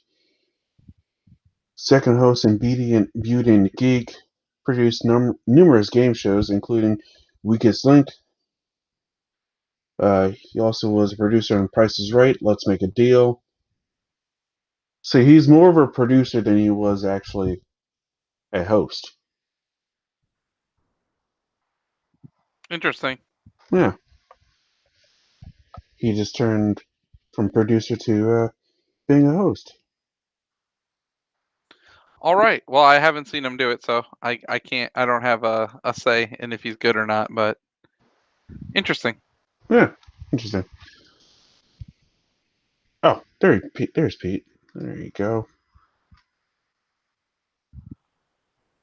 Yeah. So Much better, by the way. thank you. You can hear me now. So yeah, like Chris is saying, he's a producer and all that. He was guest hosting for Jeopardy.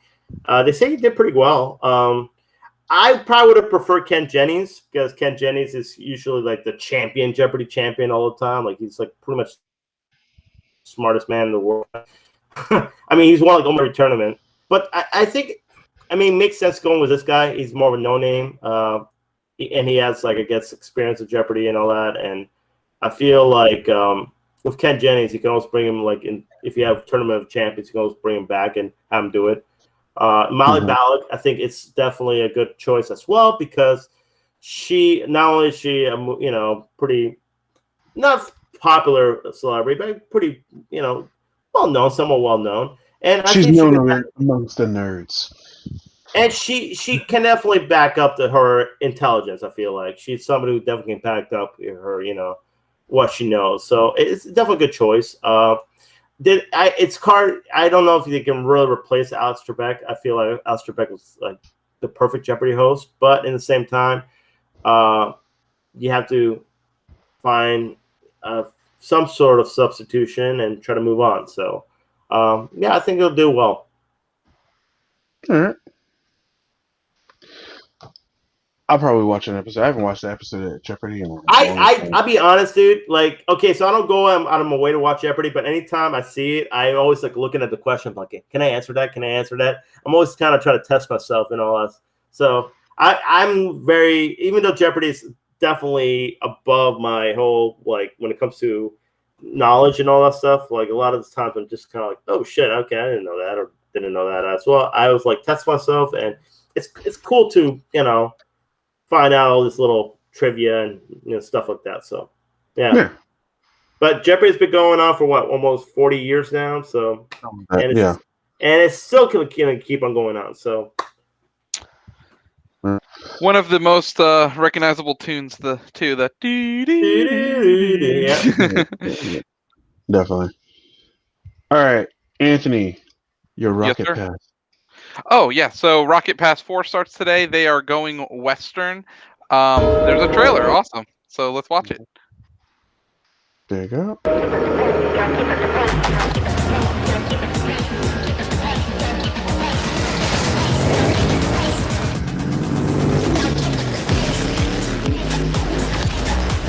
Oh, nope.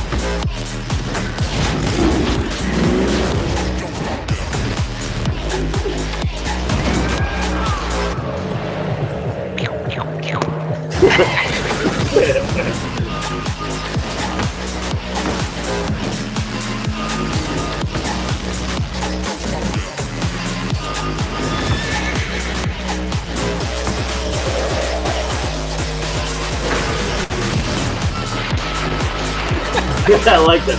I love that goal. So, All right.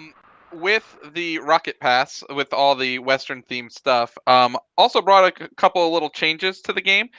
They are now doing more tournaments than just 3v3. You could also get into 2v2 tournaments. You could also get into Rumble tournaments, which is pretty cool. It's the first time any game from the extra playlist has been available with a tournament. And also the casual playlist is a little bit different now. You can't drop out of games all you want in the casual. So the first dropout is for free. After that, it will cause you matchmaking delays. You get one free dropout a day from casual lists. So that's because I'll be honest with you, playing casual sucks sometimes because people just leave. Like I've had games where I've played probably against 20 different people in one game because people leave, come in, leave, come in, leave, come in, and it's really annoying. So it's nice to see they're actually doing something about that. One other change, which is pretty cool for streamers, they have a music playlist that you can select that is the DCMA free, so you won't be your streams won't be taken down for playing copyrighted music. So you can make sure you check that if you're a streamer. Yeah. Very cool. They added didn't that. have it at the beginning. Yeah, I agree. Considering how popular this is among streamers. Yeah. So yeah, I'm really excited about the tournament stuff because I do a lot of 3v3 tournaments with my buddy Tony I play, and we can never find a third person to play with us. So now we can do 2v2, and we don't have to worry about having somebody that's this guy right here. You can find me if you wanted to. Having a liability on our team. Okay. Oh man. Oh man. I hold my own. Okay. Yeah, that's why I have back problems. The carry is real. But anyways, we need to. We all need to get on and have a stream night now. Now they have the stream playlist. We should do it one weekend evening. All right. When is this going out? Today. Drop today. Okay, so I had to go download this, I guess, to my. The update came out yesterday, Pete. So if you would have downloaded it yesterday, they do their updates a day before, so that way you can just turn it on and go when it's time. I did not know that. Well, there you go. Now you know. And knowing's half the battle. There you go. All right. All right. Next up, we have Mr. Idris Elba as Knuckles. That's exciting. Pretty cool. It is really cool. I'm really excited for the Sonic movie. The first one was really good, which is funny because I'm not really a huge Sonic video game fan, but I thought the movie was actually really good. So yeah, and I still haven't watched this movie. Hey, listen, throw your hands up all you want. You could probably find it in multiple places. That's all I'm gonna say. Okay, I will watch it someday. Somehow, we'll watch this. One of the easily top 5 video game movies ever made, Pete. Watch it. All right. Name your top 5. This has to be number 1. In no particular order, the original Mortal Kombat, Sonic, the new Tomb Raider movie. Yeah. Oof. Now we're getting tough.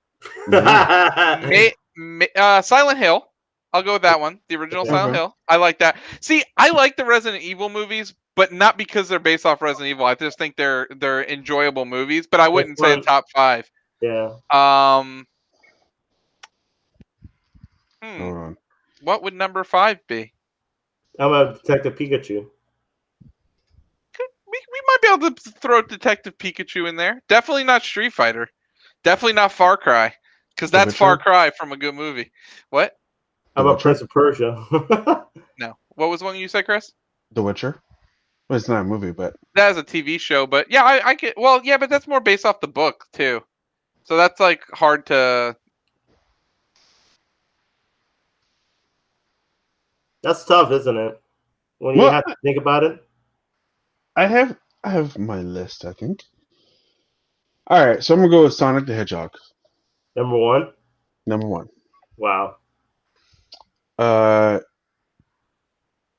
Tomb Raider, the 2019 or 2019 one, Tomb Raider, and then I'm gonna go with Detective Pikachu, Need for Speed. Never seen Need for Speed. Was it Aaron Paul? Yeah. You know what? I'm gonna throw this in there for shits and giggles because it was actually kind of a fun movie. Rampage. Okay, I'm not mad at that. I think your list is lacking 1995 Mortal Kombat, but yeah. I still think it's a good movie. I honestly though I think you didn't see it till later on, right? No, I saw it when I was young. Oh, okay. We're trying to think. Were you like too young for Mortal Kombat at the time? Who, me? Like when it first came out? Oh, hell yes. Yeah. I'm trying to think why you don't have nostalgia like me and Pete do for that. I think that's probably what it is because me and him played the original when it came out. So did I. Really? I had a Sega Genesis. Dang. was that your brother making you play graphic games? No, this was me. Oh, nice. I had it, and I was like, I would be at, like, I had it. I would bring it over to my cousin's house, and be like, oh, we're gonna play Mortal Kombat, and it'd be like, whoopsie. Yeah. I don't know. Like, to me, I still feel like even though we watch it, I think it's the soundtrack. The soundtrack for some reason really does it for me. That is it just pumps me up. Going back to that is the first platinum EDM album in America. No, so there you go. And I'm not even big on EDM, but for some reason that soundtrack, dude, it just pumps me up, man, all the time. And it's combat. Yeah. So I think that's the reason why it's still kind of like, for me, I still enjoy it, the first one. Pete's homework for this week is to watch Sonic the Hedgehog. Okay, I'm down. You know what, though? I'll tell you what, the new Mortal Kombat movie could have been a lot better if it just couldn't do that. You don't even have to say anything else. You can just end with it could have been a lot better. Could have been a lot better. But the funny thing, they got Scorpion and Sub-Zero right. I thought they were actually really, like, but then, like, for some reason, not doing Liu Kang, like, the main character. Pete, I don't know if you ever watched the web series. If you haven't, you should definitely watch it. It's very good. Yeah. But it just drives me nuts because I saw so much potential in this movie, and for some reason, I don't know what happened, but it didn't get it right. Studio. Oh my goodness! But that's the biggest problem with anything. I think that's the biggest problem with video I think it's just WB. I think WB has to have their hands in everything. No, it's movie studios in general. I think movie studios in general always. I don't think all movie studios, and I don't think all production companies. WB does it more than anybody else. Let's put it that way. Like for some reason, though, there's so many video game movies or video games you can make movies out of, like adaptations out of, and they can get it right if they just follow the damn storyline. I think Uncharted's going to be really good. Yeah, I think. I'm surprised they haven't done Metal Gear Solid yet. That's an easy. Yeah, it's a complicated story. I don't think you could tell Metal Gear Solid in 2 hours. That's literally one cutscene. So yeah, you'll need to release it like freaking like Netflix did that Fear Street thing, and I have like an episode. It'll still be 22 episodes. Yeah. And even then you'll need like a Cliff's note to understand what's going on. Yeah, because they had to explain everything in Metal Gear. Everything. Every little damn detail about everything that happened, the whole thing, in one monologue. I mean, Jesus Christ! It would be better done as a TV show. Yeah. Yeah, but a TV show would be like one monologue after another. That's okay. I mean, that's how most TV shows are nowadays. Just one monologue after another. Is the Snake Eyes movie based off of? No, G.I. Joe. G.I. Joe, sir. G.I. Joe, real American hero. and they didn't get that right either, from what I understand. They kind of messed that up also, the studio, which Did you I see don't that, understand. Chris? Too. No, God, no. I was I was going to see that in freaking D-Box, but I was like, nah, I'm good. I don't get it too. Like, I just don't get it though. Like, why can't you just go based on the like the original formula or the original? It was the dice that did me in on that. Oh my goodness! I couldn't. I can't couldn't after that. I can't get past The two times we saw this trailer, the two times that all three of us saw that trailer together, like I've heard Anthony just like, oh God, every single time. But it's so like, I think it's a Baroness who's like, I know you, and she like snake eyes, and I'm like, why, and then she does the dice. I'm like, really? Even when we go see Black Widow, all three of us sitting in the movie theater, out here just Anthony just, oh gosh. It's just really cheesy, really cringy. I can't help it, dude. It's cringe. It is cringe. It's so very bad. Cringe. And I just don't understand why, like, they're like, oh, wink, wink, like, oh, we got, like, come on, guys, that's a good, like, I hate when they act like we're stupid, like when they act do like stuff we're like that. stupid, like, oh, like we don't get the whole. Yes, Solid Snake is Metal Gear. Also, the character is based off of, I don't know if you've ever seen the movie Escape from New York. He's the Solid Snake's based off of the Snake Plissken character. Yeah. From Escape from New York and Escape from LA. Yeah. Don't watch LA, just watch New York. New York is great. Should that ever be remade, guys? Escape from New York. What was that? I thought that was being remade. There've been talks throughout the years of remaking Wyatt Russell? No, I heard he doesn't want to do his dad. He doesn't want to do any of that. Yeah. Okay. Yeah, he said, I will not do a movie like based on my dad's work. So, but yeah, going back to video game movies. Yes, Idris Elba as Knuckles will be great. Idris Elba is a very good actor. We're actually going to talk about a movie he's done. And I'm pretty sure that might be the next one. That is the next one. It is the next one. Well, let's just talk about it. Let's just go right now and talk about it. Let's go into it.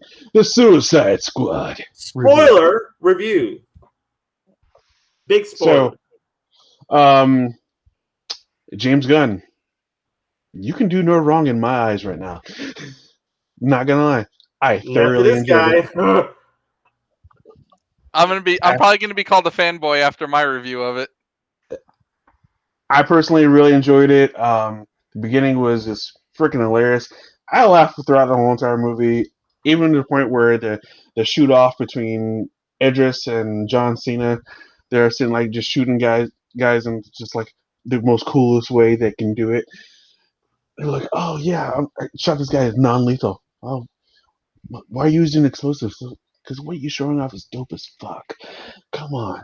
That was literally the funniest shit ever. And then Weasel not being able to swim, and then be like, did anyone check to see if Weasel could swim? And then Viola Davis just sitting there, just looking over, just like, like everyone played their part very well. It was very well done. I liked it all. I enjoyed the Suicide Squad. All right, I'm gonna do my review, and then Anthony can do the, because I know it's gonna be different from ours. But yeah, I didn't really enjoy this movie. I thought it was good. Is it the best DCU movie? I still think Shazam is better. I think it's definitely more solid, but it's a very good movie. I think they did a great job. It's definitely better than the first Suicide Squad, even though I didn't watch it. It's definitely better than, I'll say. How could you say it's better if you never watched it? I understand, though. And I watched bits and pieces. Just seems it is better, Pete. But it's a funny opinion to have when you never seen it. But I just feel like it's a solid movie. It has a good build to the movie. I know there's people have mixed reviews about it, but I thought it was good. I definitely enjoyed it. I thought so Idris Elba definitely played a good role. Also, I really like the actress who played Ratcatcher too. I thought she was excellent in the movie. She actually was the heart of the whole movie. Yes. I honestly literally the only character you care about in the whole movie. Yes. What? So yes, literally the only character you care about in the whole movie. King Shark too was hilarious. I like King Shark. He was pretty funny. I mean, come on. He's like they're like talking to them, and he's like bird, you know. I don't know. A lot of the jokes like that just fell flat on me, Pete. I felt like it was just dumb. No, like, I mean, come on. The part where they're like trying to go in disguise. It's like, what's your disguise? He's like fake mustache. Fake mustache. It didn't do anything for me, man. See, I don't know. I thought it was pretty funny, like certain scenes and all. I definitely enjoyed it. Like I said, I think I forgot the actress name, Daniela. Like I forgot her last name, but she was great as Ratcatcher too. She really wasn't hard in the movie. She really, I thought, moved the movie. And it was very obscure, the movie. I mean, you see like Starro, who's like the big kaiju in the end they're fighting. Very obscure. I kind of like the fact too. It's almost like they're going into almost like, because this is a made up country, but it's almost like Cuba in a lot of ways. Like almost like has some, you know, like the whole made up country is supposed to be kind of like Cuba, I guess. You know, they even have a guy who looked like Fidel Castro. They're the military guys. So yeah, it's really good. The good, and people complain, like somebody was telling me about the villain. The main villain was really Amanda Waller. I mean, she was the main villain, really, when you think about it. But I like the fact that even like the whole thing was, so they're going out there to this country who was taken by this dictator who was experimenting with this monster, but they find out the monster actually had ties to the United States, like the government or the United States military were actually funded in to. And it's actually, when you look at it, everybody who ran that country at one point were all bad people anyway. Even the family who got killed, and they were bad people as well. They weren't like, you know, because they're working on this thing as well, you know. So it's just, it's kind of very grayish, that whole part of it. The storyline is very grayish, because you realize that, you know, everybody involved in this country, everybody who was, you know, taken over or had some power, were all kind of, you know, pretty bad people doing these things. So even, I mean, really, when you think about all the characters in this movie, was bad too, as well, except for Ratcatcher. I think she had like the heart, you know, like I said. Yeah. But I mean, and there was a cool twist too. I'm not gonna. I mean, I guess we can talk about the twist with John Cena's character, Peacemaker. He kind of was almost like working for them, and you know, he kind of like, I mean, in his own viewpoint, he thinks that he'll do anything to keep peace. So kind of a twist in the end. He kind of the turncoat. So, but yeah, overall, it's a great movie. I really enjoyed it, and yeah, I think for what James Gunn has a great formula, and it works. Yeah. Anthony, I'm not going to take anything away from James Gunn's directing, cinematography, all that's great. All that's good. Yeah, another thing, I got to admit, the cinematography, some of the shots were beautiful. All that's great. Okay, now let's talk about the Razzie John Cena should get for worst actor ever. Dude, horrible acting. I can't even begin to go into it. It's so bad. Like, honestly, man, like I cannot stand John Cena in this movie. Can you not see his talent, Ant? Dude, they spent all this money on special effects just so you could see him, and look at what he puts on the screen. Terrible. No, seriously though, I thought his acting was atrocious in this movie, and I enjoyed Idris Elba. I thought his character was good. It was originally supposed to be what's his name? No. Yeah, Deathstroke. No. They swapped characters. That was supposed to be Deathstroke. Yeah. They just did an even swap of characters. No, you mean Deathshot. Deathshot. No, that was supposed to be Deathstroke. Oh, Deathstroke? Yes. Joe, what's his name that plays Deathstroke? Yeah, Joe Mangali or whatever. Yeah, that's what his character was supposed to. The lead of this movie was supposed to be Deathstroke, and they just did an even swap for. I'm kind of glad it didn't do Deathstroke. I felt like he's kind of a bigger character. Like the whole point of the Suicide Squad, they're all expendable characters. Characters that, besides Harley Quinn, I feel like she's the only one that will not kill off. So that's another reason I didn't like the movie. She's just ridiculously OP, like ridiculous. Wait, hold on. How is she ridiculously OP? She can walk through a building with tons of government-trained fighters with no weapon, and they all have guns, and she just can wreck them all. Ridiculous. It's a comic book movie, bro. No, I understand it's a comic book movie, but there's no sense of danger for her. It's ridiculous. Like she's literally Superman in this movie. I wouldn't go that far. She's not Superman. She's just I've seen Batman get beat up more in movies than her. Okay, her character. I want to say she's Superman, but the only thing I can say you're right about is her character is very protected by the writers. I mean, WB loves Harley Quinn. She is a fan favorite. A lot of fangirls love her, fanboys as well. So, here's the only thing about that. She's enhanced. Yeah, so there's also that. The only thing about Harley Quinn, like Margot Robbie plays a great Harley Quinn. You can't deny that. I think she does a great job with Harley Quinn, her acting and all. Yeah, I'm not. It's the writing of the character. It's not her acting of the character. No. The only thing I could say about like the movie, I feel they definitely try to, like for instance, okay, so she gets captured, she gets dressed up like a princess. She meets this dictator who's this, like, freaking guy that, the girls would drop dead over, or what kind of guy. She ends up falling in love with the guy. He wants to marry her. I mean, she ends up killing the guy. I mean, it's just that's a joke. I guess that's the whole joke about that. But and then she ends up like pretty much killing a bunch of military guys, like the whole army full of guys, and ends up escaping. Now, like in a sense, so I kind of agree. But here's my thing, though. In a sense, I kind of agree with Anne in this way. She's almost too favorable to the point where, like, she's just a crazy psycho, just crazy psycho. Yeah. I don't know. Like, I'm not sure if in that situation, it's almost like everything favors her in a sense. Like in that sense, I agree with that. At the same time, it didn't feel so much so like where I'm like. There's certain things where I see in movies where it's more ridiculous than that. Like, for instance, I've seen people who are human, like, hold on to airplanes or things like that, which is more ridiculous than anything. So, in that sense, it's fine. But my only problem with the movie, if is wait. So you don't think Ethan Hunt should be holding on to airplanes, Pete? Like he did his own stunts, man. Like I'm saying though, like. We've seen other action movies where it's way more ridiculous than this, where action stars survive. We're way more ridiculous scenarios than this. Let me drive a car. Let me sit on the hood of a car and drive it into a rail, and then you're gonna like fly off this tank in midair. I'm gonna catch you from. I'm gonna jump in midair from this car. Fast and Furious. Exactly. I'm gonna jump and catch you and land on another car. Fast and Furious. Exactly. Exactly. But okay, so my biggest problem with this movie, if I'm going to be critical, is the beginning of the movie in the beach scene where they killed like the first squad. Because my own problem is also I don't like they kind of did this joke in Deadpool 2.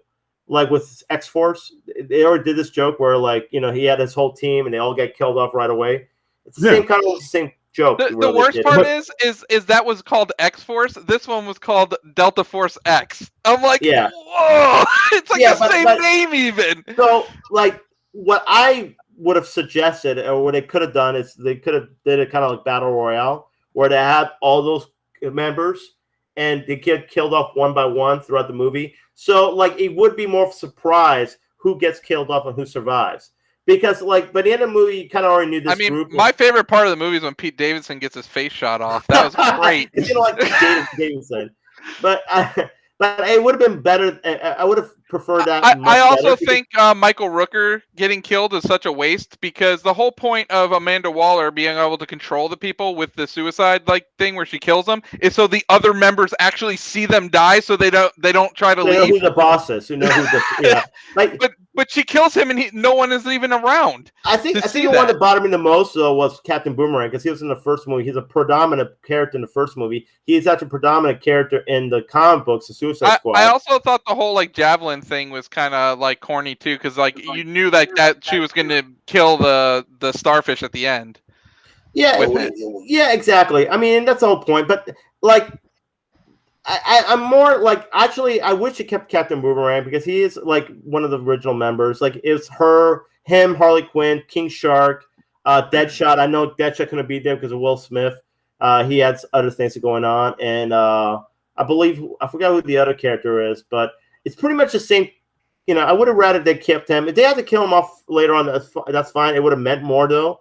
I just hate the fact they kill him off right away, and some of the other characters right because then it didn't mean anything. So that's my own thing. It would have been much more meaningful the deaths if literally like slowly to kill off all these characters throughout the movie. And that was my interpretation of that was the fact of like, hey, yeah, this is not going to be how the last movie was. yeah, This is going to be completely different, and we're going to kill off who we want to kill off now, who was more of a liability in the first one, and we're going to continue on with this new squad. That's what I took from it. yeah. But I mean, it definitely had some. I think honestly, it definitely has some cool moments. I like Polka Dot Man, the fact that everybody he sees is his mom.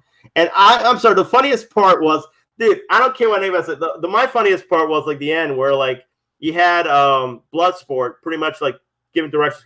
Like King Shark, Num Num, and hey, Polka Dot Man, that's your mom, and you see this huge like his mom like wrecking stuff, and I'm like, I thought that's hilarious. I don't know why I thought it was so funny, that whole scene and all that stuff. So, to me though, like there's some great moments in this movie. I can't let's not be too overly critical because I feel like I've seen worse movies out there for some people that love. I think this movie is great. It has a good heart. It has a good chemistry with the characters. Like I said, I think Idris Elba and Ratcatcher had really good chemistry together. I think King Shark definitely played a pretty, you know, I know, want to compare and contrast, like, oh, well, he's no Groot, blah, blah, blah, but it doesn't, he's not really Groot, you know? It's a completely different character. King Shark. I mean, you'll see them as the Groot. Yeah, just like Sebastian would be the Rocket. No, even James Gunn said there's parallels between it. Even James Gunn said it. Reaching. Sebastian. The rat. The rat. Oh, no. Yeah, exactly. I mean, really, this should have just been called Advertisement for a Plague's Tale. But that's stretching immensely the rat and Rocket Raccoon. Dude, I'm telling you, James Gunn said in an interview. He says it because he says it, because maybe, you know, like, I don't know. Either way, Guardians is a way better movie, and it's not even close in my opinion. Okay, so, like, and then we're having this conversation of that. We're not looking at comparisons. I think that's the problem. People when they look at comparisons. You're not looking at comparisons because it's, you know, it's not as good as Guardians. No. We're looking at the movie as a whole. Just the movie by itself. Just the fact that, like, did you have fun watching this movie? Yes or no? I had fun watching this movie. No, I did not. And see, that's the problem is though, like, okay, so you go into watching this movie, and this is what happens. You're already comparing it to Guardians. You're already in your mind is, well, you know, James Gunn directed Guardians. This is a group of whatever people directed by James Gunn. So I want to compare, contrast Marvel versus DC, Marvel versus DC. And see, we don't need that comparison. To me, comparisons, it should be done when you have a sequel of another movie. Like, let's say you have like Guardians 1. I mean, do you want me to go watch The Losers and compare that? Would that be a better comparison? No, there should be no comparison. Or watch The Boys, because The Boys is a way better TV show than this is a movie. That's fine though, but to me, I want to compare because they're kind of two different movies. They're not the same movies. It's not like, for instance, the Guardians are more like a family. I mean, this, I don't consider them a family characters. They're just trying to like get through the whole Are thing. they a family? I mean, it's the same kind of thing, dude. They're all brought together, like, and have like a common. Better than the first Suicide Squad movie, Anthony? Yes or no? What? Was this better than the first Suicide Squad movie? Oh, absolutely, it's better. Okay, no, thank you. Appreciate it. That's all I needed to know. It's not. I'm not saying it's a bad movie. That's the thing. I'm just saying it's not the 91% it has on Rotten Tomatoes. Neither Crawl is not the 89% has Rotten Tomatoes. But here we are. Is it better than Black Widow? Yes. No, I don't think so. I think Black Widow is a better movie. I like Florence Pugh better than I like any of these characters. No. Yeah. Literally, okay, so I mean, I like Florence Pugh too, but I just, here's my problem though. Like, I don't know, man. I enjoyed this better than Black Widow. I'm sorry, I did. It's a better comic book movie than Black Widow, in my opinion. That's fine, and you're a better comic book movie than anything that you're entitled to your own opinion, Pete. I understand that. That's fine. That's your opinion. I get it, and that's your opinion too. I just feel like the plot of Black Widow is more solid. This has better cinematography. I'll give it that. It has better directing, but I think that the story, like the Black Widow story, is a way more solid story than this story. Solid as in, like, okay, so you're gonna go into this guy's room and he has pheromones, and you're gonna, like, go and hit your head to get away. You're gonna fight a giant starfish, Pete. Come on, like I mean, really, dude, it's not like Guardians. There's a freaking stupid drowning weasel, Pete. There's a shark that talks, and he's an idiot too. So there's a tree that talks that says "I am Groot." I know, but I'm just saying you're gonna say, like, all of a sudden pheromones are off the table. We have all this stuff. It's not even that. It's ridiculous that she went into that. Like, literally, why did she just not go into that room in general and try to, like, or shoot him before he does anything? It's just like, I don't know. I have my complaints about Black Widow.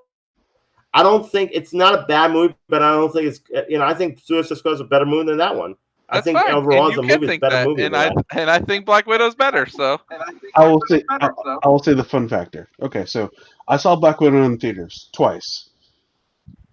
The second time seeing it in the theaters, I damn near fell asleep while watching it with you guys. I had to fight to keep myself awake. Seeing Suicide Squad twice was up and laughing both times. No problems whatsoever. I just feel like the thing with Suicide Squad, it's much more, to me, it's a much more enjoyable movie to watch. Like, I had a much more time enjoying the movie to watch than I did than Black Widow. Like, something about Black Widow just didn't really tick to me. I don't know what it was, directing or the way they did the movie. Fine, Pete. Not every movie's going to. Just like for me, this movie, I didn't get the same feeling for this movie. And I enjoyed watching Black Widow more. I watched Black Widow twice. I enjoyed it even better the second time. Okay, so let me ask you something. $30, sir? No. Oh. Borrowed my friend's account. Let me ask you something, Ant. Okay, yeah. I already know the answer and all that stuff. But, okay, so where would you rank this in the DC movies? I would say Shazam's number 1. Might be number 2. Like, honestly, had the Joker?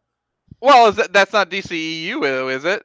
No, I wouldn't say it is. I don't know. I don't know. I don't know where any of their movies are, because they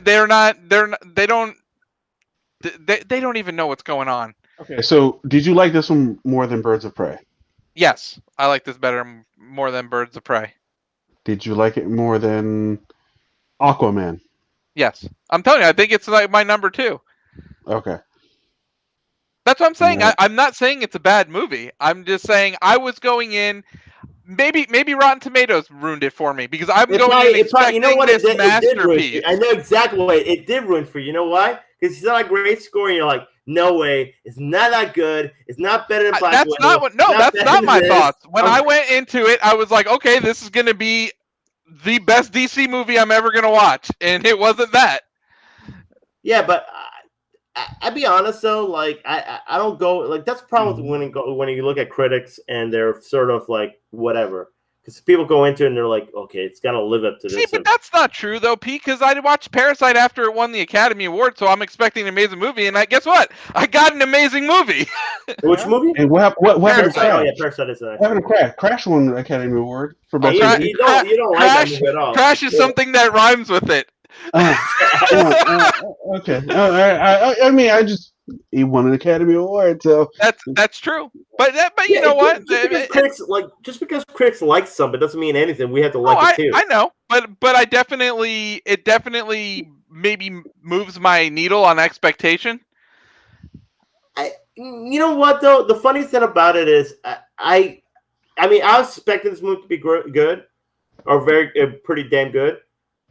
It kind of left to my expectation. I didn't really have anything where, like, I felt like, like, yeah, like I said though, I think because I already knew what to expect. I kind of had already a feeling that the first squad and it was going to get killed off right away. I already kind of knew that was going to happen. I had a feeling because You didn't see him throughout the whole trailer of the movie. So everything that they did in the movie, I kind of already expected anyway. It wasn't any surprises, really, to be honest. The only surprise really was John Cena's character, Peacemaker, turning on them. That's really the only surprise I got. But everything else was pretty much straightforward. But it was good. It's a good straightforward movie. It's not something like where I feel like oh, okay, like it's something. I enjoyed it better in Space Jam. Good man. Good man. But literally, I enjoyed every single movie that came out this year better in Space Jam. I think, but I'll be honest, I haven't seen that many movies this year, but this is definitely one of the better movies this year, I think. I mean, I still would agree with you. I would put it in my top 10 for sure. Top 10, probably top 5. Quiet Place 2 is probably the best movie so far. Yeah, I'll have to say Quiet Place 2 is the best movie. That I've seen. I can't. That I've seen. I think Quiet Place 2 probably is a better movie. But I'm like I said though, the funny thing I'll say. So I look at it this way. I can find, if you look at most movies, there's very few movies that I can say it's literally you can find nothing wrong.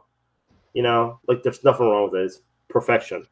Even though, like I said, though, you can find something wrong with some of these movies that come out. They're still really good movies, and that's in the end of the day, that's all I care about. That's all I want to see.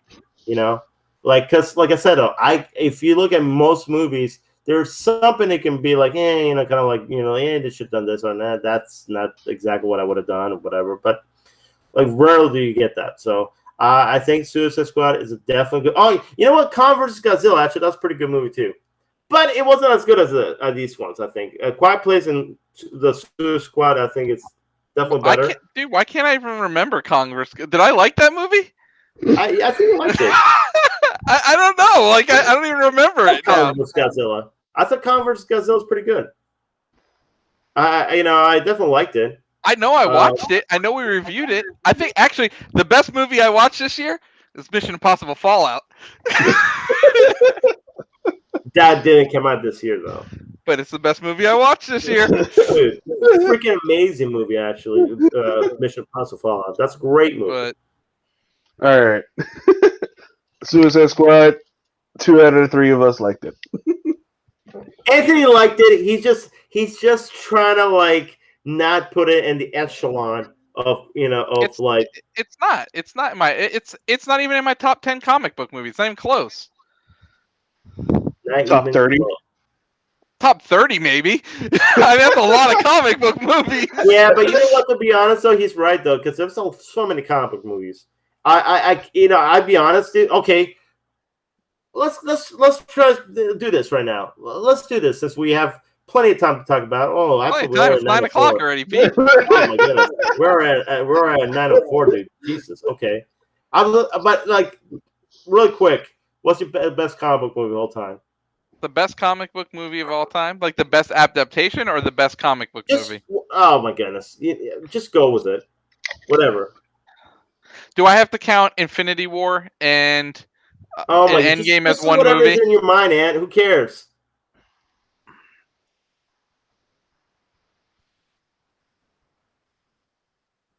I really like The Crow as well. The Crow's a really good movie. Blade's really good.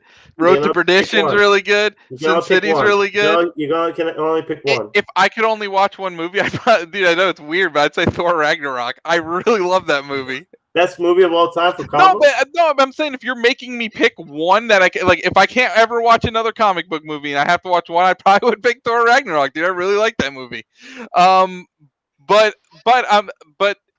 Is it the best? I don't know, probably not. But that for me, it's like my favorite. All right, top 3. How about top 3? You got top 3. Dude, that's still hard. No, top 3. That's all I'm gonna give you. Fine. We'll go Infinity War. We'll go Thor Ragnarok, and I'm gonna go Dark Knight. Okay. Oh shit! Totally forgot about those. I just ruined Chris's list. All right, I'll go. I'll go. Dark Knight, Infinity War, and you know what? I'm gonna have to say Logan. See, I love Logan, but I don't want to watch that movie that many times. No, but Thor's a lot more fun because you don't get punched in the stomach at the end of the movie every time you watch it. It definitely was a closing, like it closed to that X-Men, Fox X-Men, pretty perfectly. Yeah. Logan, Infinity War, and Dark Knight. That's my pick. Now I gotta hear Chris's. He's just gonna say Christopher Nolan Batman trilogy. Good night. Can't go wrong with that, to be quite honest. No, you really can't. You can't. You can't at all. But I'm gonna go with you said movies, right? Yeah, movies. Movies. Not TV okay. Shows. All right. Here we go. So we got The Dark Knight. You have Spider-Man Into the Spider-Verse and Black Panther. Good choices. See? I'm surprised Pete didn't go Spider-Man 2 with Tobey Maguire. To be honest, if I was to pick the best Spider-Man movie, I might have to say Homecoming. Homecoming. Homecoming might be my favorite, to be honest. Just because I love Michael Keaton's The Vulture. I thought he was a great character. It had a great twist too. That twist. I love Tom Holland's Spider-Man. I just love that Tony creates every single villain in the MCU. Literally, Tony's just gonna create every villain. Yeah. Even and then I have to say Far From Home is my other one because I love Jake Gyllenhaal's Mysterio.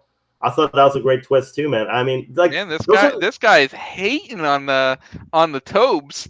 I'm not big on Tobey Maguire Spider-Man. I never was, man. The worst part of Tobey Maguire Spider-Man was emo Spider-Man, the third one. 100%. I was done. Like God, I checked out of Spider-Man at that point. But you know what though? Don't get me wrong, dude. It had a great soundtrack though. No, that was Spider-Man 2. That has the great soundtrack. Yeah, everything though. Dashboard Confession. I don't know why, but Dashboard Confession and Vindicated, it's like the perfect Spider-Man song. Yeah, it suits. It just tells me. Also, Taking Back Sunday had a good song. The Photograph is Proof. That's a great song as well. That was perfect for Spider-Man. But no, I wasn't Spider-Man 2 is great, and don't get me wrong, it's definitely up there, but it's definitely not my favorite Spider-Man movie. So. But dude, I'll be honest though. When it comes to comic book movies, you have to see The Dark Knight. Yeah, Dark Knight's fantastic. You have to see The Dark Knight. Me and Chris have watched the beginning probably 100 times. Yeah. So Infinity War to me, it's really the pinnacle of the MCU. So I feel like you have to kind of watch that because it's the pinnacle of everything. And that ending, I'm sorry, the ending of Infinity War. Tell me that's not another. It's literally that's what the F moment ending of any movie. Oh yeah, because we're I remember leading up to it. We're all like, oh yeah, all the B characters or no, not even. We're all the C characters gonna eat it. That's all. Then you got Black Panther. When you start, when they start disappearing, and you're like Black Panther, what? And then you're Spider-Man, what? What is going on here? The whole Guardians almost. The whole crew, Rocket, yeah. It really it's a gut punch. You're like, what the hell's going on? And then the villain won. I love the fact that Thanos actually won. It's what villain wins in the end of the movie? Very rare the villain win, and he actually won. So I thought that was amazing. And then Logan, of course, that emotional roller coaster, especially someone who's watched Hugh Jackman's Wolverine for the last 20 years or some odd years or 17, whatever you want to call it, and seeing that emotional roller coaster of that character. I think the original X-Men movie is 2001, Pete. Okay, so yeah, I think it's 20 years. Almost 20 years, yeah. But of that character and seeing what happened, that emotional roller coaster of that character. That not only that, but also Patrick Stewart's Professor X. That's a really emotional. 2000 it came out, so it's actually 21 years old now. Yeah. So, but that's to me why those movies are to me my favorite. But to be quite honest, guys. I think comic book movies for the last 20-something years, or I'll say more than 20 years, actually 30 years, 40 years if you want to count Christopher Reeve Superman, there's so many great movies. It's hard to just go out there and be like, yeah, there's this many great movies and that's it. They're all, a lot of them are great movies. So I can guarantee you that Suicide Squad's going to be better than Venom as well. So. The Wolverine was good. I enjoyed that. I like the Wolverine. I thought it was really good. The beginning is awesome. I love the whole beginning scene. The only thing I didn't like the end. I didn't like Silver Samurai, that reveal. Wasn't a big fan of Viper, like that whole her character thing. But the movie itself and the cinematography was amazing, though. I really did enjoy that. I just felt like those scenes really kind of didn't really add up. I think it would have been better for the Rated R movie as well. Should have been Rated R movie, that one. So yeah. All right, gentlemen. What else we got on the plate? I mean, we're kind of a little long. We can save Bad Batch till next week. Yeah, let's do that because they're actually part 1, part 2. So Okay, that'll actually, really? yeah. I binge watch them all. Oh, dude, yes. But I gotta admit, those Bad Batch, excellent. All right. And then, so what we've been watching outside of what we were talking. Actually, what we're gonna review next week. Actually, Yeah, let's talk about that. do you want to do Friday the 13th since it's gonna be Friday the 13th? Yeah, we can do that. We can do the original, the OG. Original? Yeah, the original. Okay, It's on my it's on my Voodoo. So there we go. There we go. All right. At some point, I do want to do Hitman's Bodyguard and Hitman's Wife's Bodyguard. Okay. At some point, I would like to do those two. But other than that, outside of what we've been talking about, have you guys watched anything else? I'm gonna say no for me. I've been watching the TV show Manifest, seeing what it's about. Really good. Getting hooked into that, aren't you? Dude, it's like Lost. Is it really? It has a lot of similarities to Lost. Like the way that it unfolds. Lost had better. I don't want to. I don't want you to think though that like Lost had better scene stealing like dialogues. But this keeps you like engaged because it gives you breadcrumbs to like what's going on. Like you always get like the next little breadcrumb to keep you watching. It's good though. I enjoy it. What else have I been watching? I think that's about it. All right, Pete. Besides Bad Batch and what we talked about, I haven't watched anything yet. So no, I haven't seen anything. So yeah, nothing. Slow week. Playing video games wise, the only thing I've been playing really recently is Avengers, trying to get ready for the Wakanda DLC to drop later this month. Nice. I played Rocket League. I rolled credits on something. I don't remember what it was now, but I've been playing Wasn't it Faye or something like that? Oh yeah, Faye. I beat Faye. That was pretty fun. That's from Zoinks. It's a game where you play as a little like wolf, and you basically have to go around and I don't even really know how to describe it. You're just becoming one with nature, I guess. It's a very artful game. I don't know. I enjoyed it. I thought it was good. There's like absolutely no hand holding though, so you got to kind of figure out everything to do on your own. But it's a short game. It's only like maybe 4 or 5 hours, but I enjoyed it. And then I started playing Dodgeball Academia, and that game's really good. It's kind of like I would say it's like a mashup if you took like a town world map of Pokemon, but like made like a sports RPG, kind of like the Mario Tennis and Mario Golf were on the Game Boy Advance. You kind of like mash those together with a little bit of like cartooniness of like Costume Quest, and you put it all together in a little dodgeball game. It's fun though. It's an RPG. It's hand drawn. It's not turn based really though, because it's a dodgeball game, so you can move around while you're throwing the dodgeballs at each other. But it actually works out surprisingly well. You have like hit points and stuff like that. Instead of one hit you're out, you just like have to drain each other's hit points. So, but it's really fun. I'm enjoying that game. And that's all I've been playing. All right, Pete. Well, then. Don't think I've been playing. I don't know. He's like, I've been playing games from the 1950s. I got that Pong going with the dial controllers. You know what's funny though? Like sometimes I play NBA 2K19 for some reason. I go back in there and play that a lot. So I have my little games I play a lot. Or Rocket League, of course. Mine's Rocket League, and that's pretty much it right now. But yep. All right then, that's all I have. All right, Jen. you guys get? What? Oh yeah. By the way, Mark recommends watch Jolt. Jolt. He says it's a very. Good movie. What is Jolt on? Amazon. Okay. Yes. I'll have to get my sister's log. It was take a film. It says watch it. Hopefully it's better than Underworld. Oh gosh, here we go. What, you like Underworld, Chris? I don't remember the movie. Oh, okay. I was about to say, am I offending you? I'm Underworld's sorry. not that bad. Like, I like the idea of Underworld. Underworld. I just felt it wasn't like it could have been. I'm sure you like the idea of Twilight as well, Pete. No, Twilight sucks. No, Twilight's garbage, bro. It's garbage. Oh, you don't like vampires versus werewolves? Oh god. Yeah, but dude, okay, freaking vampires that sparkle in the sun. No, not my thing, bro. Not my thing whatsoever. Okay, so. And dude, that bad acting though, like such bad acting. Oh yeah, it's bad. It's so bad.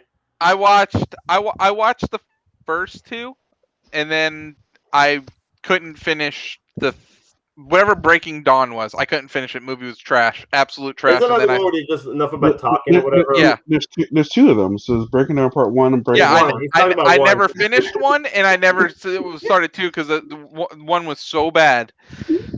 Dude, you know what would have been great, dude? It does a crossover with Blade. Dude, I'll tell you what, Space Jam killed them all. Space Jam deserves an award, though. There's not very many movies I don't finish, and that's one of them. What, Space Jam? Yeah, I didn't. I have no desire to go back and finish that movie. I don't even care what happens. What movie did I not finish? I think I didn't finish Rubber. I wish I didn't finish Envy, but unfortunately, I watched the whole damn movie. I think we all watched that. Yep. We should have got money back for that, dude. I remember people leaving the theater. They couldn't even finish it. Vaporize. Anyways, gentlemen. That is all we have for you guys for this evening. Yep. Catch you guys later. King Black Cherry.